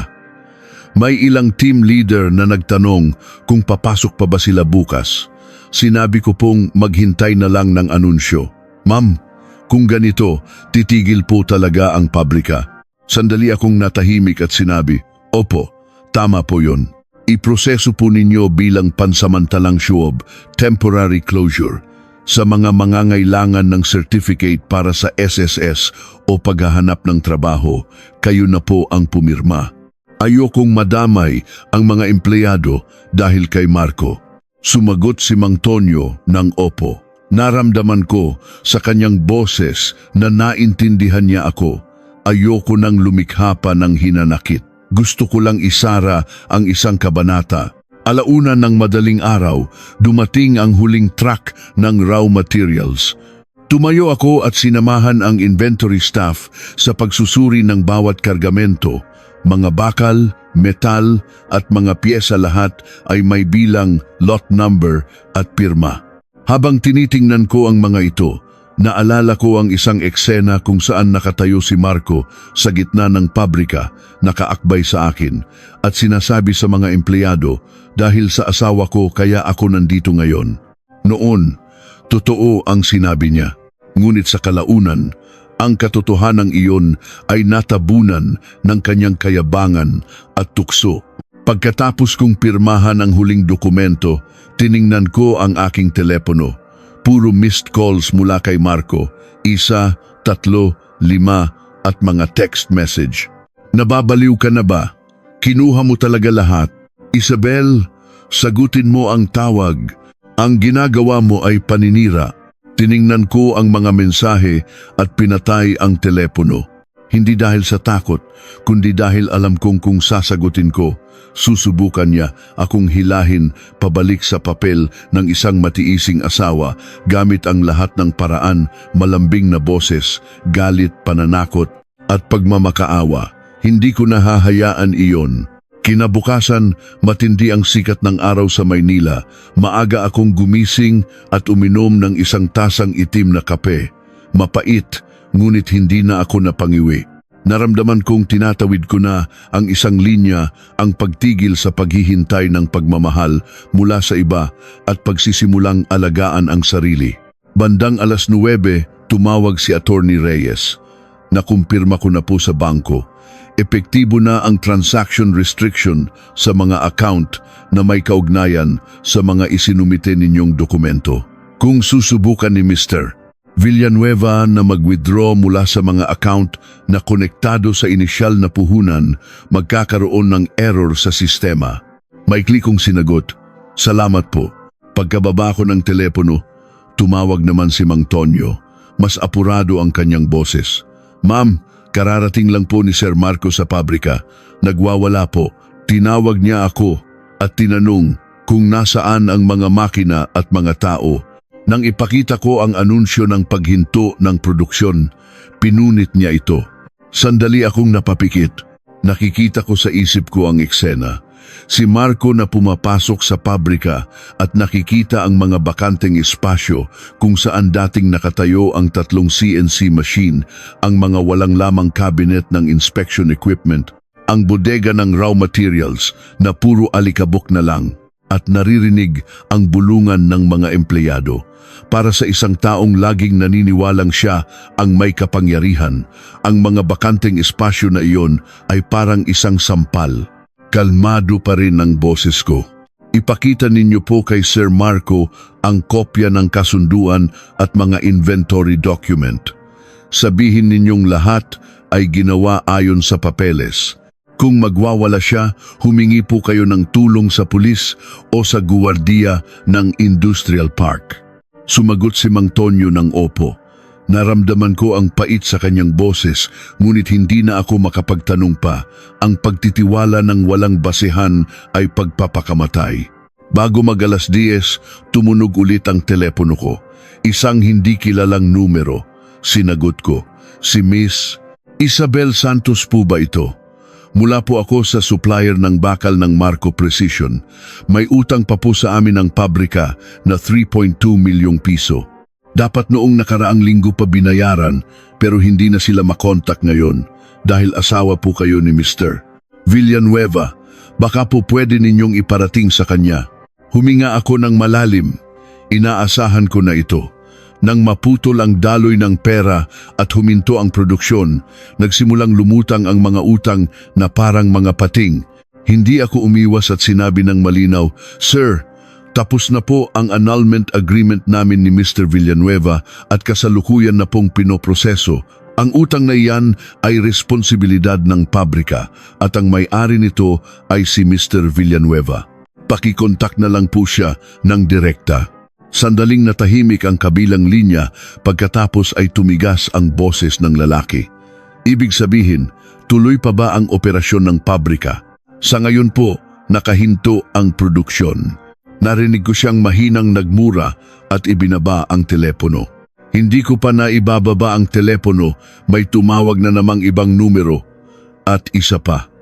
Mga taong naniningil, nagtatanong kung bakit hindi na-deliver ang mga produkto at nananakot na magre-report sa pulis.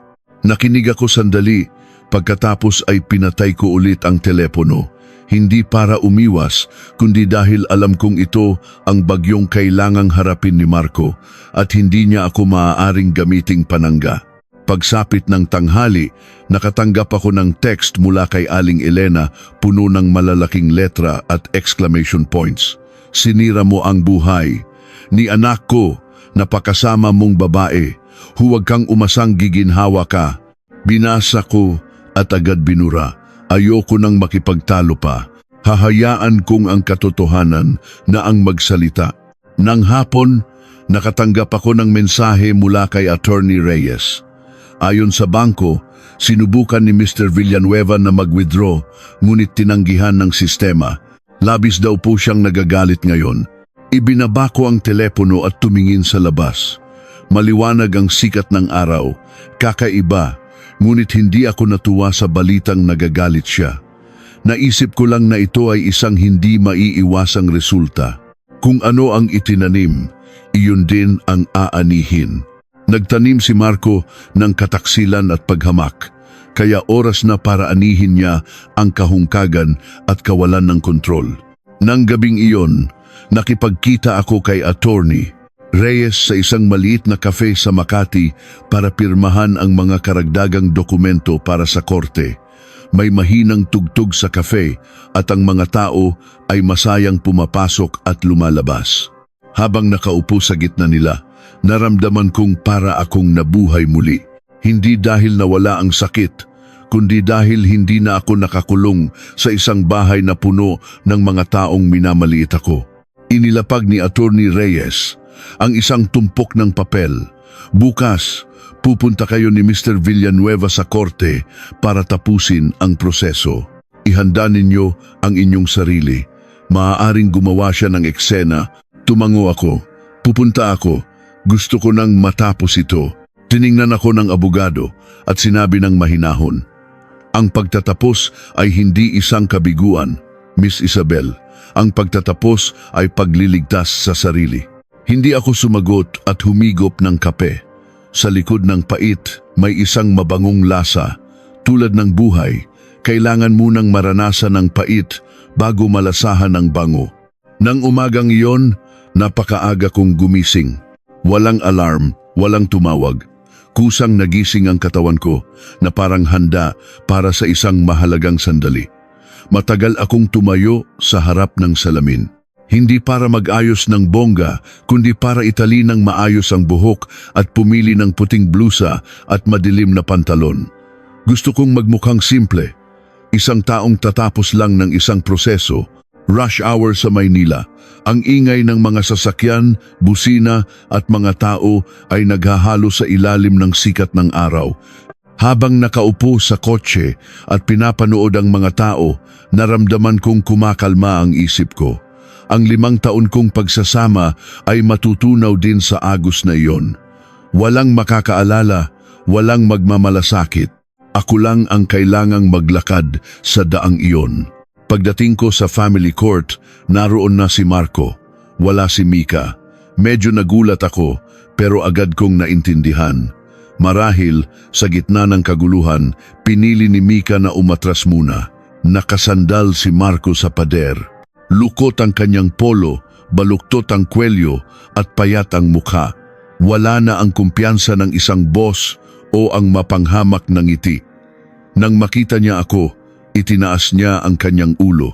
Ang kanyang tingin ay komplikado, may galit, pag-aalala at isang bagay na malapit sa pagsisisi, ngunit hindi sapat para tawaging pagsisisi. Maaga ka. Tumango ako at umupo sa kabilang hanay ng upuan. Ayokong mahuli. Ngumisi si Marco. Ganyan ka naman lagi. Gusto mo laging tinatapos agad ang lahat. Hindi ako sumagot. Dati, baka inakala kong papuri iyon.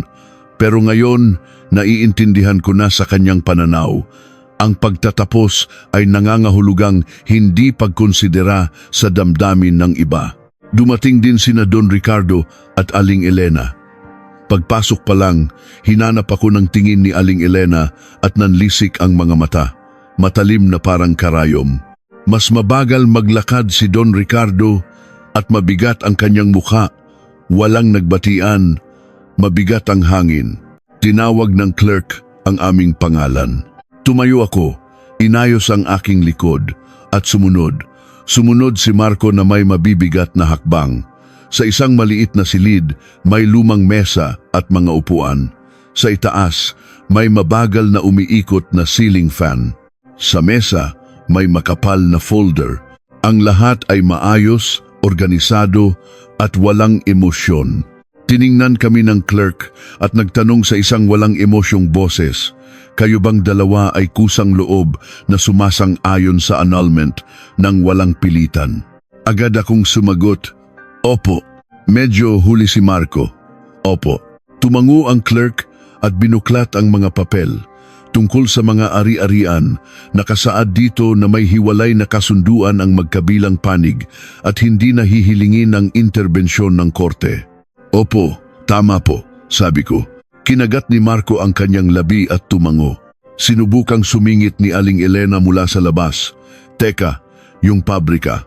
Itinaas ng clerk ang kanyang ulo at nagsalita ng mahigpit. Ginang, manahimik po muna kayo. Ito po ay proseso para sa dalawang partido lamang. Namula sa galit si Aling Elena, ngunit hindi na nagsalita. Habang pinapanood ko ang eksena, napagod ako. Nakakapagod ang mga taong laging iniisip na may karapatan silang magdesisyon para sa buhay ng iba. Inabutan ng clerk si Marco ng panulat. Pumirma po kayo rito. Kinuha ni Marco ang panulat. Nanginginig ang kanyang kamay. Tumingin siya sa akin. Sa unang pagkakataon, wala nang hamon sa kanyang mga mata. Isabel, kailangan ba talagang umabot sa ganito? Tinitigan ko siya. Ang boses ko'y hindi mataas o mababa. Mula noong inihagis mo sa harap ko ang mga papeles, gusto ko nang gawin ito. Ngumiti si Marco ng malungkot. Hindi mo man lang ako bibigyan ng pagkakataong itama ang pagkakamali ko. Sinabi ko ng malinaw, bawat salita, ang mga pagkakataon ay hindi walang hanggan. Binigyan kita ng 5 taon. Yumuko si Marco at pumirma. Ang kanyang sulat, hindi na tulad ng dati na puno ng kumpiyansa, ay baluktot. Pumirma ako pagkatapos niya. Nang dumampi ang tinta sa papel, parang may bumagsak sa dibdib ko. Hindi masakit, kundi magaan. Mabilis na natapos ang proseso. Lumabas kami. Matindi ang sikat ng araw sa labas, nakakasilaw. Hindi na napigilan ni Aling Elena at sumugod sa harap ko. Masaya ka na ba ngayon? Kinuha mo na lahat at iniwan mong kawawa ang anak ko. Hindi ako umatras. Nagkakamali po kayo. Wala po akong kinuha sa mga gamit ni Marco. Binalik ko lang po ang sa akin. Umungol si Don Ricardo. Huwag kang magpalusot. Kung hindi dahil sa Marco Precision, akala mo ba magiging ganyan ka ngayon? Tiningnan ko siya ng diretsyo. Kung hindi po dahil sa pera ko, sa tingin ninyo ba ay magkakaroon ng Marco Precision? Natahimik si Don Ricardo. Nanginginig na itinuro ako ni Aling Elena. Tingnan natin, sinong lalaki ang kukuha sa isang hiwalay na tulad mo, kahit may pera ka, habang buhay kang mag-iisa. Ngumiti ako, hindi ng pangungutya, kundi ng pag-unawa. Mas gugustuhin ko pong mag-isa kaysa sa isang pagsasamang walang respeto. Nakatayo lang si Marco sa tabi, walang imik. Hinarap ko siya sa huling pagkakataon, hanggang dito na lang tayo. Hindi siya makatingin ng diretsyo at tumango na lang. Tumalikod ako at lumabas ng korte. Ang bawat hakbang ay mas magaan kaysa sa nauna. Hindi na ako lumingon. Alam kong wala nang dapat lingunin pa. Pagdating ko sa parking lot, tumunog ang telepono ko, si Attorney Reyes. Tapos na po ba? Opo, tapos na. Nag-report po ang bangko. Sinubukan na naman ni Mr. Villanueva na mag-transact. Ganoon pa rin, bigo. Huminga ako ng malalim. Masasanay din siya. Sandaling natahimik ang abogado at nagsalita. Ihanda ninyo ang inyong sarili. Kapag nawalan ng pera at pabrika ang isang tao, gagawin niya ang lahat para makaganti. Tiningnan ko ang mga sasakyan sa unahan. Hindi po ako natatakot. Ang kinasasama lang ng loob ko ay ang sarili ko dahil inakala kong iba siyang tao. Nang hapon, bumalik ako sa aking bodega. Ayon sa technical team, na-install na ang ilang makina ayon sa bagong layout. Habang tinitingnan ko ang mga makinang naghihintay na umandar, naramdaman kong para kong tinitingnan ang sarili kong bumabalik sa tamang lugar. Umupo ako sa mesa, binuksan ang laptop at sinimulan ang unang linya ng aking bagong business plan. Wala nang nakikialam, wala nang nagsasabing ano bang alam ng babae riyan. Ako na lang at ang daang pinili ko. Nang gabing iyon, tumawag si Marco, ngunit hindi ko sinagot. Hindi dahil sa galit, kundi dahil alam kong ang kwento namin ay natapos na sa korte kaninang umaga. Tumayo ako sa balkonahe at pinagmasdan ang mga ilaw ng syudad. Sa gitna ng mga ilaw na iyon, isang bagay ang malinaw kong nakita. Ang pagkawala ng isang pagsasama ay hindi ako pinatay. Pinilit lang ako nitong mamuhay ng tapat sa aking sariling halaga. Kinabukasan, hindi ako pumunta sa pabrika. Sinadya ko iyon. Gusto kong harapin ni Marco ang mga bagay na minamaliit niya.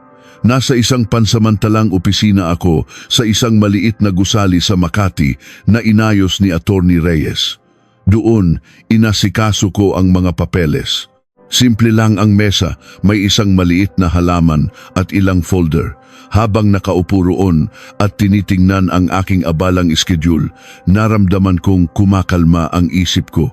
Bago mag-alas 10, sunod-sunod na tumunog ang telepono ni Mang Tonyo.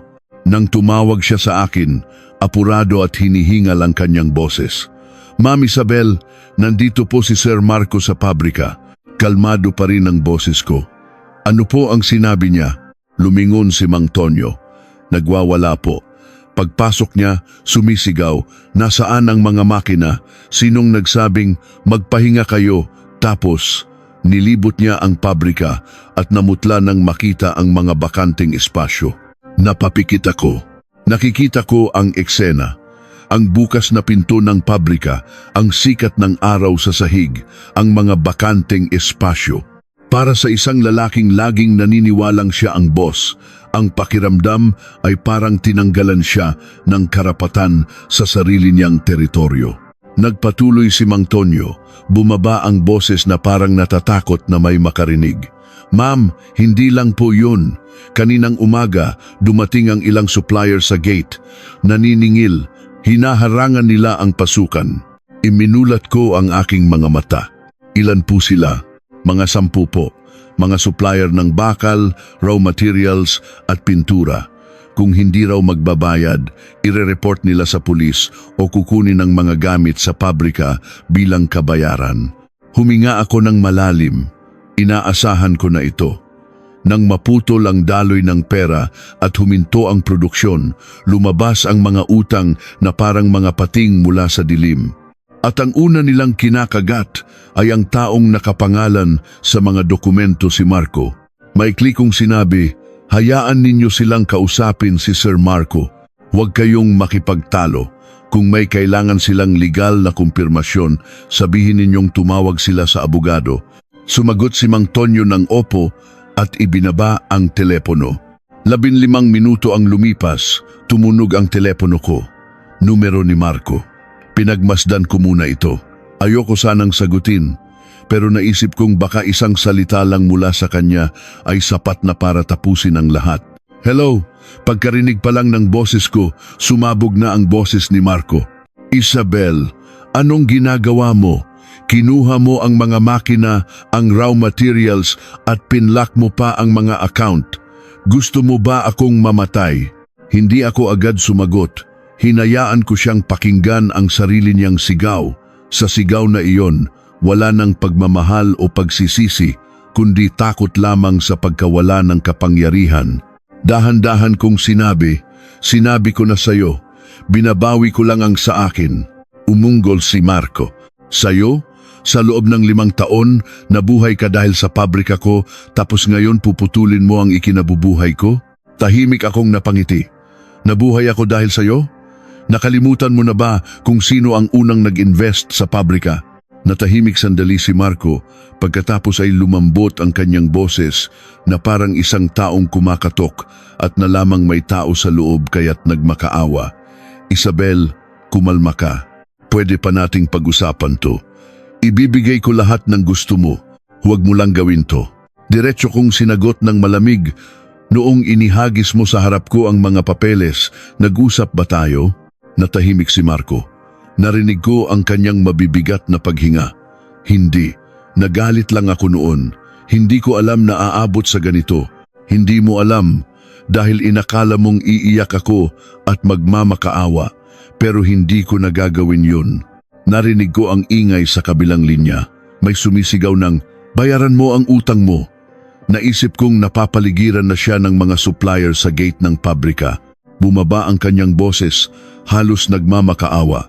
Tulungan mo ako, kahit ngayon lang, para mabayaran ko lang tong mga taong to. Hayaan mo akong mag-withdraw. Pagkatapos, mag-uusap ulit tayo. Sandali akong natahimik. Hindi dahil lumambot ang puso ko, kundi dahil malinaw kong nakita ang lahat. Tinawagan niya ako, hindi dahil namimiss niya ako, kundi dahil kailangan niya ng isang taong magliligtas sa kanya sa isang nakakahiyang sitwasyon. Marco, wala na akong obligasyon sa iyo. Bigla siyang nagalit. Napakasama mo. Paano ka naging ganyang babae? Napapikit ako. Ang masama ay noong tinaksil mo ako at pinapalayas ng walang dala. Binabawi ko lang ang sa akin. Huwag mong tawaging kasamaan yan. Ngumisi si Marco na parang pinoprotektahan ang huling piraso ng kanyang pride. Akala mo tapos na dahil kinuha mo ang mga makina. Bibili ako ng bago at magsisimula ulit. Maikli kong sinagot, sige, gawin mo. Ibinaba ko ang telepono. Agad namang tumawag si Attorney Reyes. Miss Isabel, nag-report ang bangko na isang 5 milyong pisong loan sa account ng kumpanya ni Mr. Villanueva ay hindi nabayaran at nag-mature na. I-freeze din daw ang account na yun. Naghahanda na sila ng kaso. Inayos ko ang aking upo. Mas mabilis dumating ang unang pagbagsak kaysa sa inaasahan ko. Hindi dahil gusto ko, kundi dahil matagal nang pinili ni Marco ang daang iyon mga utang, pagpapalawak at paggamit ng pera. Nang maputol ang isang kawing, gumuho ang buong kadena. Apektado po ba ako? Tanong ko. Hindi po. Basta't hindi kayo co-maker o garantor. Sa mga dokumento, wala po ang pangalan ninyo. Huminga ako ng malalim. Pagsapit ng tanghali, nakatanggap ako ng maikling text mula kay Mang Tonyo. Nakaupo lang po si Sir Marco sa opisina, namumutla. Dumating ang mga empleyado para hingin ang sahod nila pero wala raw siyang pera. Tumawag ako kay Mang Tonyo. I-anunsyo po ninyo ang pansamantalang pagsasara. Tutulong ako sa mga papeles na kailangan nila para sa SSS o paghahanap ng trabaho. Pakisabi na lang po na walang kinalaman ang mga empleyado rito. Naramdaman kong naantig si Mang Tonyo. Opo ma'am, salamat po. Nang hapon, may tumawag na namang hindi kilalang numero. Isang batang, medyo mayabang na boses ng babae. Si Miss Isabel po ba ito? Si Mika po to. Natahimik ako sandali. Sa wakas, nagpakita siya. Sobra na po yung ginagawa ninyo, sabi niya na parang nanenermon. Nahihirapan na po si Kuya Marco. Kung kukunin ninyo lahat, ano pa pong matitira sa kanya? Diretso kong tinanong, bakit ka tumawag? Paki-release naman po ng mga account. Nangako po si Kuya na babayaran niya kayo. At saka, magpapakasal na po kami. Kailangan naming bumili ng bahay at singsing na aapektuhan kami sa ginagawa ninyo. Napatawa ako, hindi sa saya, kundi sa sobrang kapal ng mukha niya. 19 ka pa lang, pero kung magsalita ka, parang sanay kang umasa sa pera ng iba. Kung kaya ka mang panagutan ni Marco o hindi, hindi ko na responsibilidad yan. Nagalit si Mika. Ang selfish ninyo naman. Ang salitang selfish ay isang akusasyon na ibinabato sa isang taong wala ng pakinabang sa iyo. Sagot ko at ibinaba ang telepono. Umupo ako sandali at tumingin sa labas. Ang langit ay napakaliwanag. Alam kong simula ngayon, babagsak na si Marco at hihilahin niya pababa ang lahat ng taong minsay tumawa sa akin. Muli, isang pakiusap po sa lahat ng nakikinig.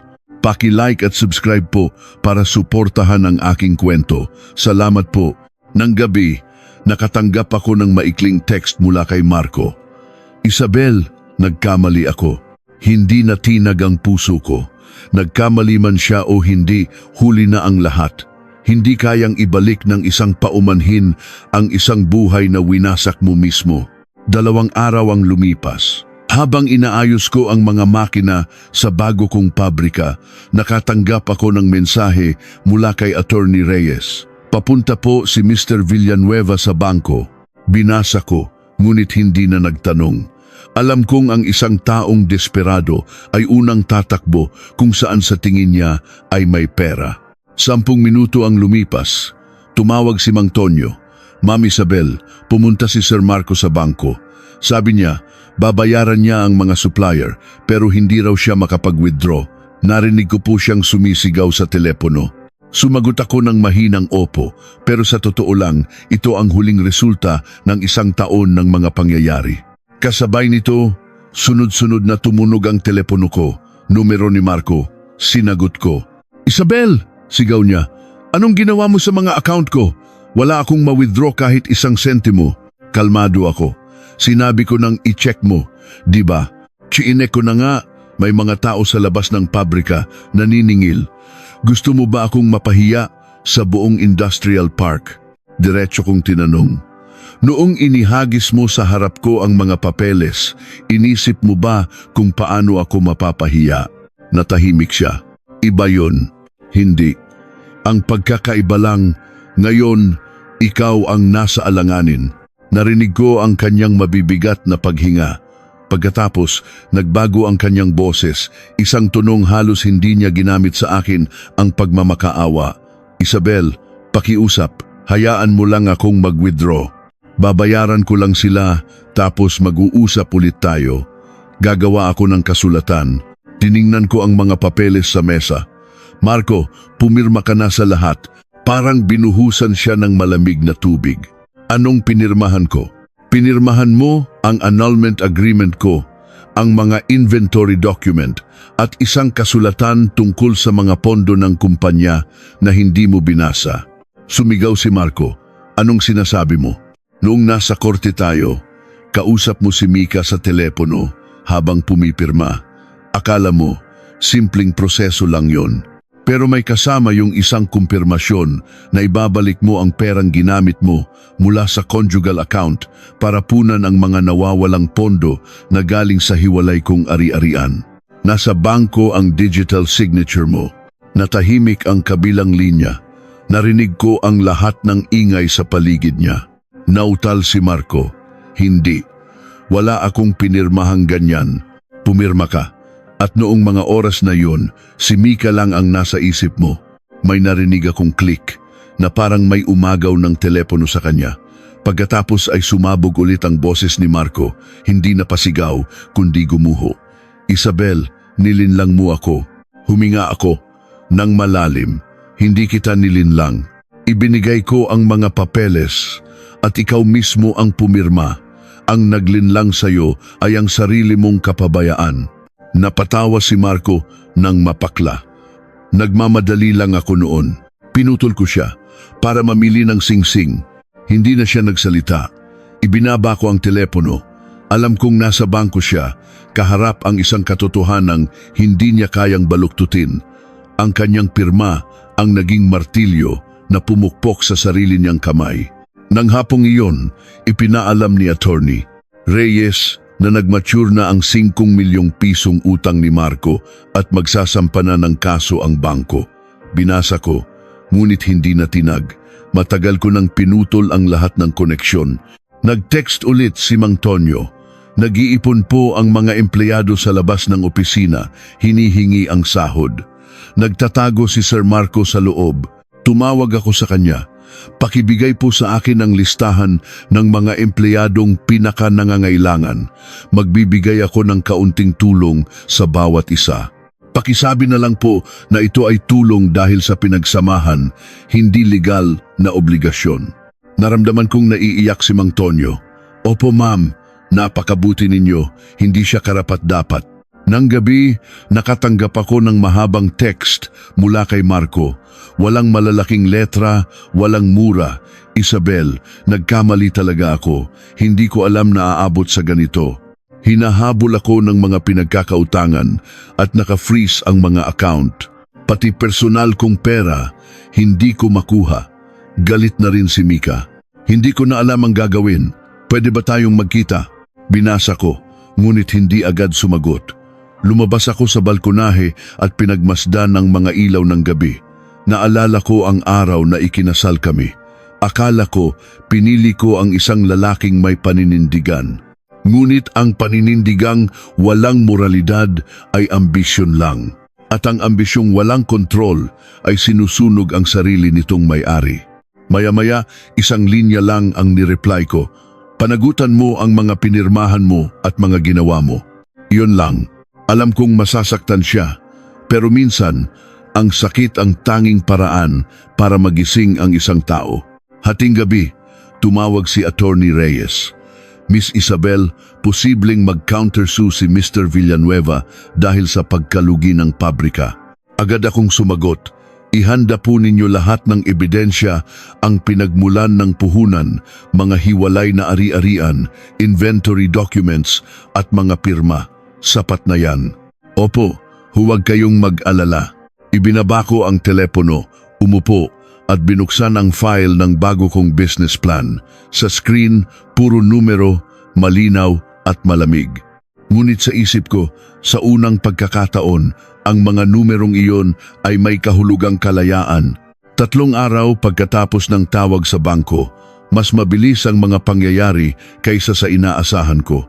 Tulad ng isang taong nasa bingit ng bangin, isang maliit na tulak lang ay nahulog na. Isang umaga, habang may meeting ako, tumawag si Mang Tonyo, paos ang boses. Ma'am Isabel, na-ospital po si Sir Marco. Huminto ako sa pagsusulat. Bakit po? Hinimatay po. Kagabi, sinugod daw po ng mga pinagkakautangan ang bahay ng mga magulang niya. Pumunta siya roon, nagkaroon ng malaking away, at bumagsak. Natahimik ako. Hindi dahil sa awa, kundi dahil sa pag-unawa na may limitasyon ang katawan ng tao. Kapag bumigay ang isip, ang katawan ang nagsasalita. Ano po ang lagay niya? Sabi po ng doktor, over-fatigue at mababang blood pressure. Hindi naman daw po kritikal. Tumango ako. Salamat po sa pag-inform. Bumalik ako sa meeting. Naghihintay pa rin ang mga engineer. Nagpatuloy ako na parang walang nangyari. Hindi dahil manhid ako, kundi dahil natutunan kong hindi dapat maparalisa ng awa ang buhay ko. Pagsapit ng tanghali, tumawag si Don Ricardo. Wala na ang dating autoridad sa kanyang boses, tunog matanda na. Isabel, naririnig mo ba ako? Opo sir, naririnig ko po. Bumuntong hininga siya. Na-ospital si Marco. Pwede mo ba siyang dalawin? Tumingin ako sa labas. Sir, tapos na po ang annulment namin. Wala na po akong karapatan. Kahit na, naging asawa mo pa rin siya. At siya rin po ang kasama ninyong pumirma sa mga papeles para palayasin ako sa bahay, sagot ko ng mahinahon. Natahimik siya. Narinig ko ang boses ni Aling Elena sa likod. Kasalanan mo kung bakit siya nagkaganyan. Masaya ka na ba? Napapikit ako. Ma'am, kung iniisip ninyong kaya kong kontrolin ang tadhana ni Marco, masyado ninyo akong binibigyan ng importansya. Nag-react lang po ako sa mga ginawa niya. Narinig kong umiyak si Aling Elena. Napakasama mo. Hindi po ako masama. Tumanggi lang po akong maging talunan. Ibinaba ko ang telepono. Nang hapon, ipinaalam ni Attorney Reyes na nagsampa na ng kaso ang bangko at ilang supplier laban kay Marco. Puno ng pangalan niya ang mga dokumento. Gabi, nakatanggap ako ng text mula kay Mika. Hindi na mayabang, kundi putol-putol. Ate, sorry po. Hindi ako agad sumagot. Nag-text siya ulit. Sabi po ni Kuya Marco, kayo raw po ang dahilan kung bakit hindi siya makapag-withdraw. Hindi ko po alam na ganito kalala. Dahan-dahan akong nag-type. Ang hindi mo alam ay ang mga bagay na pinili mong hindi alamin. Mabilis siyang sumagot. Lumipat na po ako sa bahay ng kaibigan ko. Hindi ko na po kaya yung mga tawag ng mga naniningil. Hindi ako nagulat. Bata ka pa. Masasanay kang ipasa sa iba ang resulta ng mga desisyon mo. Natahimik si Mika. Doon natapos ang usapan. Nang gabing iyon, mag-isa akong nakaupo sa bago kong apartment. Bakante pa, walang mga palamuti. Pero gusto ko ang kahungkagan para itong isang blankong papel. Inisip ko si Marco sa ospital. Hindi ako natuwa at hindi ako babalik. May mga daan na kapag naghiwalay na, hindi mo na pwedeng balikan para tulungan ang isa dahil baka ikaw pa ang mahila pababa. 2 araw ang lumipas, nakalabas na raw si Marco. Umuwi siya sa mga magulang niya. Nagsara na ang Marco Precision Tech. Pinuntahan ako ni Mang Tonyo sa isang cafe. Ma'am Isabel, aalis na po ako. May lilipatan na po ba kayo? Opo. Magsisimula po ulit ako. Tumango ako. Salamat po sa lahat. Salamat po at hindi ninyo ako iniwan. Ma'am, kayo po at ang mga empleyado ay hindi ako tinaksil. Wala po akong dahilan para iwan kayo. Ilang araw ang lumipas, inireport ni Attorney Reyes na naghahanda si Marco na idemanda ako. Hindi po ba kayo natatakot sa opinyon ng publiko? Madalas, kinakampihan nila ang talunan. Ngumisi ako. Hindi po ang publiko ang mamumuhay ng buhay ko. Nagkita kami ng isang dating kaibigan. Nabalitaan ko, bangkarote na raw ex mo. Hindi ka ba naaawa? Naaawa. Pero hindi ibig sabihin na dahil naaawa ako, magpapasakripisyo ulit ako. Gabi, nakatanggap ako ng huling text mula kay Marco. Isabel, kung maibabalik ko lang ang panahon, hindi ko pipiliin yon. Matagal kong tiningnan, pagkatapos ay binura ko ng hindi nagre-reply. May mga kung nahuli nang dumarating at ang buhay ay walang undo button. Hindi na naging chismis ang demanda ni Marco. Isang umaga, ipinadala ni Attorney Reyes ang kopya ng kaso. Ipinipilit niyang sinira ko ang negosyo niya. Ano po sa tingin ninyo, Attorney? Gusto lang po niya kayong piliting makipag-areglo, pero matibay po ang ebidensya natin. Kung ganon, ituloy natin. Sa araw ng mediation, maaga akong dumating. Pumasok si Marco, payat na payat, ang mga matay lubog. May galit at kawalan ng pag-asa sa kanyang tingin. Nandito ka na pala. Opo. Nagsalita ang abogado niya. Inuulit ang mga lumang argumento. Nang kami na ang magsasalita, inilatag ko ang lahat ng dokumento. Isa-isa. Ang mga resibo, kontrata, bank transfer at ang pinirmahan niyang kasunduan, malinaw, walang emosyon. Ang kliyente ko ay hindi humingi ng parte sa kinita ng negosyo. Binawi lang niya ang hiwalay niyang ari-arian na isang legal na karapatan, dagdag ni Attorney Reyes. Hinampas ni Marco ang mesa. Pero alam mong malulugi ang pabrika kapag kinuha mo ang mga makina. Sinadya mo yun. Tiningnan ko siya, hindi ko sinadyang sirain ang pabrika. Hindi ko lang hinayaan na gamitin mo ang ari-arian ko para buuin ang bago mong buhay. Namula ang mga mata niya. Ganyan mo ba ako kinamumuhian? Umiling ako. Hindi kita kinamumuhian. Nagising lang ako. Tinanong ng mediator kung aatrasin na ni Marco ang kaso. Natahimik siya. Isabel, bigyan mo ako ng pera. Aatrasin ko to. Hindi na kita guguluhin. Walang pag-aalinlangan kong sinagot. Ayoko. Isang salita lang, pero parang pako. Gusto mo ba talaga akong mapunta sa kalye? Buhay ka. Nagbabayad ka lang ng utang. Nabigo ang mediation. Paalis na sana ako nang tawagin niya ako. Isabel, wala na ba talagang natitirang pagtingin? Lumingon ako. Ang pagtingin ko ay namatay noong ipinagmalaki mo ang litrato ni Mika sa harap ng mga magulang mo. Namatay noong sinubukan mo akong palayasin nang walang dala. Huwag mong itanong kung bakit ako malamig. Umupo siya ng bagsak. Sa sandaling iyon, nakita ko siya hindi bilang isang kaaway, kundi bilang isang lalaking nawalan ng lahat. Nang hapon, bumalik ako sa bago kong pabrika. May bago ng order. Hindi ako nanalo laban kanino man. Naging master lang ako ng sarili kong buhay. Gabi, tumawag si Don Ricardo. Isabel, pakiusap. Itigil mo na. Wala na siyang natira. Sir, hindi po ako ang nagdiin sa kanya. Hindi ko lang kayang mamatay kasama siya para iligtas siya. Ibinaba niya ang telepono. Pagkatapos ng nabigong mediation, lahat ay umabot na sa yugto kung saan ang may ebidensya ang mananalo. Ngunit nang akala ko'y tapos na, may sumulpot na panibagong atake mula sa isang hindi inaasahang direksyon, si Mika. Nag-text siya, nakikiusap na magkita kami. Pumayag ako, hindi dahil sa kuryosidad, kundi para harapin ang problema. Sa isang milk tea shop, nakita ko siya, mukhang pagod. Nahihirapan na po ako dahil kay Kuya Marco, sabi niya. Si Marco ba ang nagpapahirap sa'yo o ikaw ang pumasok sa buhay niya dahil sa inakala mong pera? Tanong ko. Nautal siya. Hindi ko po alam na ganun kalaki ang utang niya. Akala ko po wala kayong alam. Naniwala ka dahil yun ang gusto mong paniwalaan. Nagumpisa siyang magmakaawa. Ate, may iniwan po siyang card sa akin. Ngayon, binabawi niya pero naka-freeze na. Sabi niya, may gagawin siyang masama kapag hindi ko na ibalik ang pera. Kalmado akong nagtanong, kailan ginawa ang card na yan? Noong pangalawang taon ng kasal ninyo. Tumango ako, inaasahan ko na. Iyon ang perang sinabi niyang invest niya na kinuha mula sa account ko. Paki-release naman po ng card. Kukunin ko lang po yung pera, ibibigay sa kanya, tapos aalis na ako. At sa tingin mo, may kapangyarihan akong gawin yun. Sabi po ni Kuya, kaya ninyo raw po.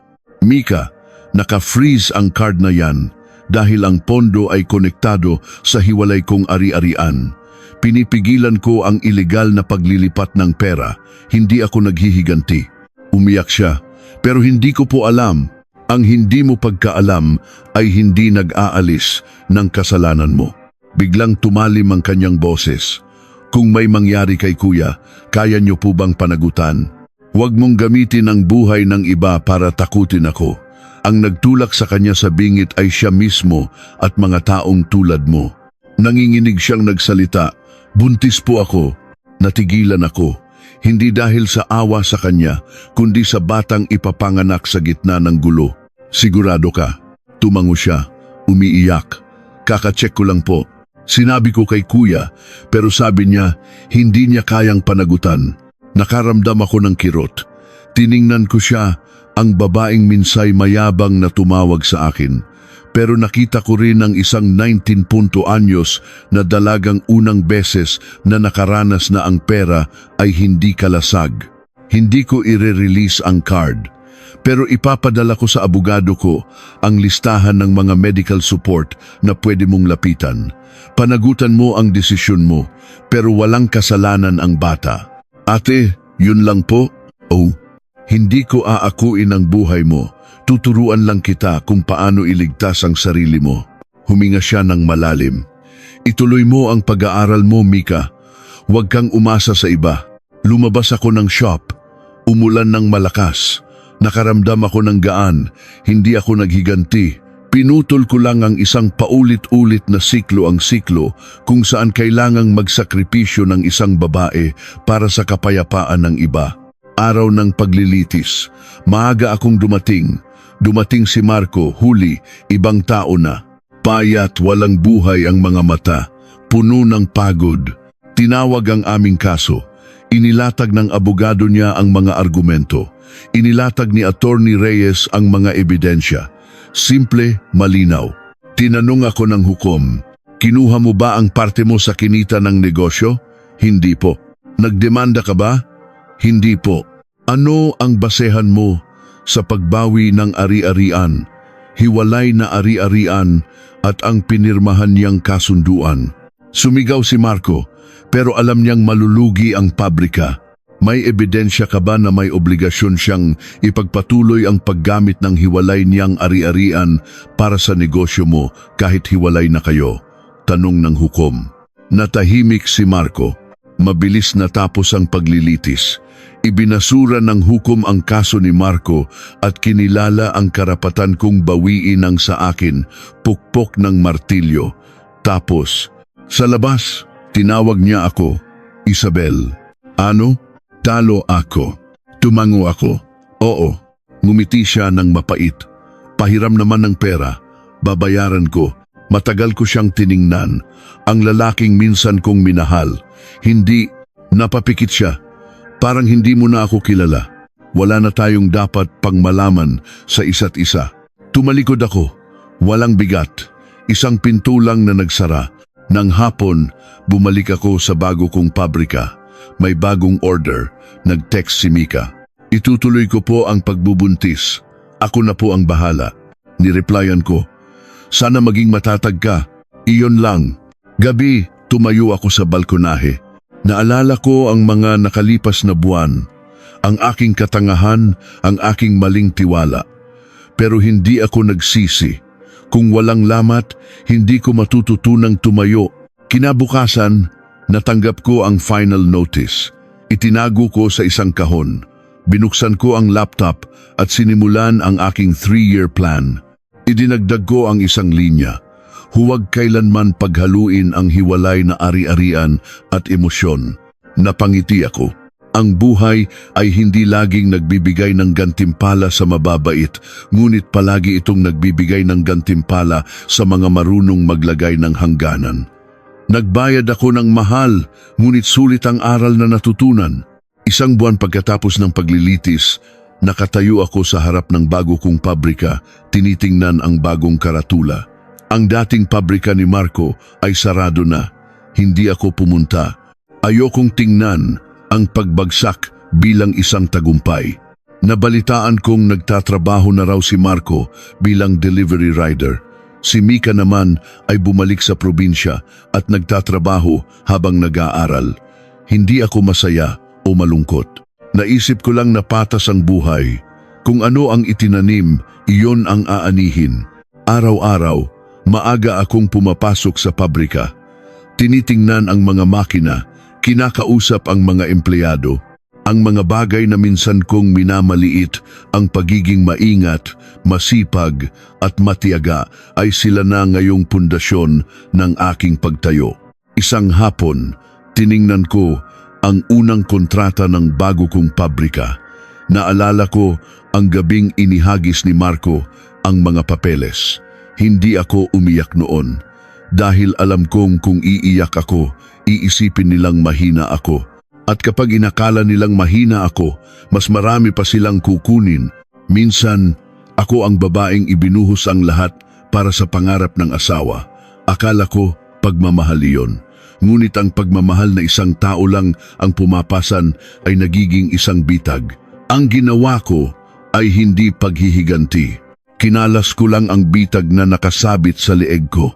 Isinulat ko ang kuwentong ito, hindi para ipagmayabang na nanalo ako o para kamuhian ninyo ang isang lalaki o isang batang babae.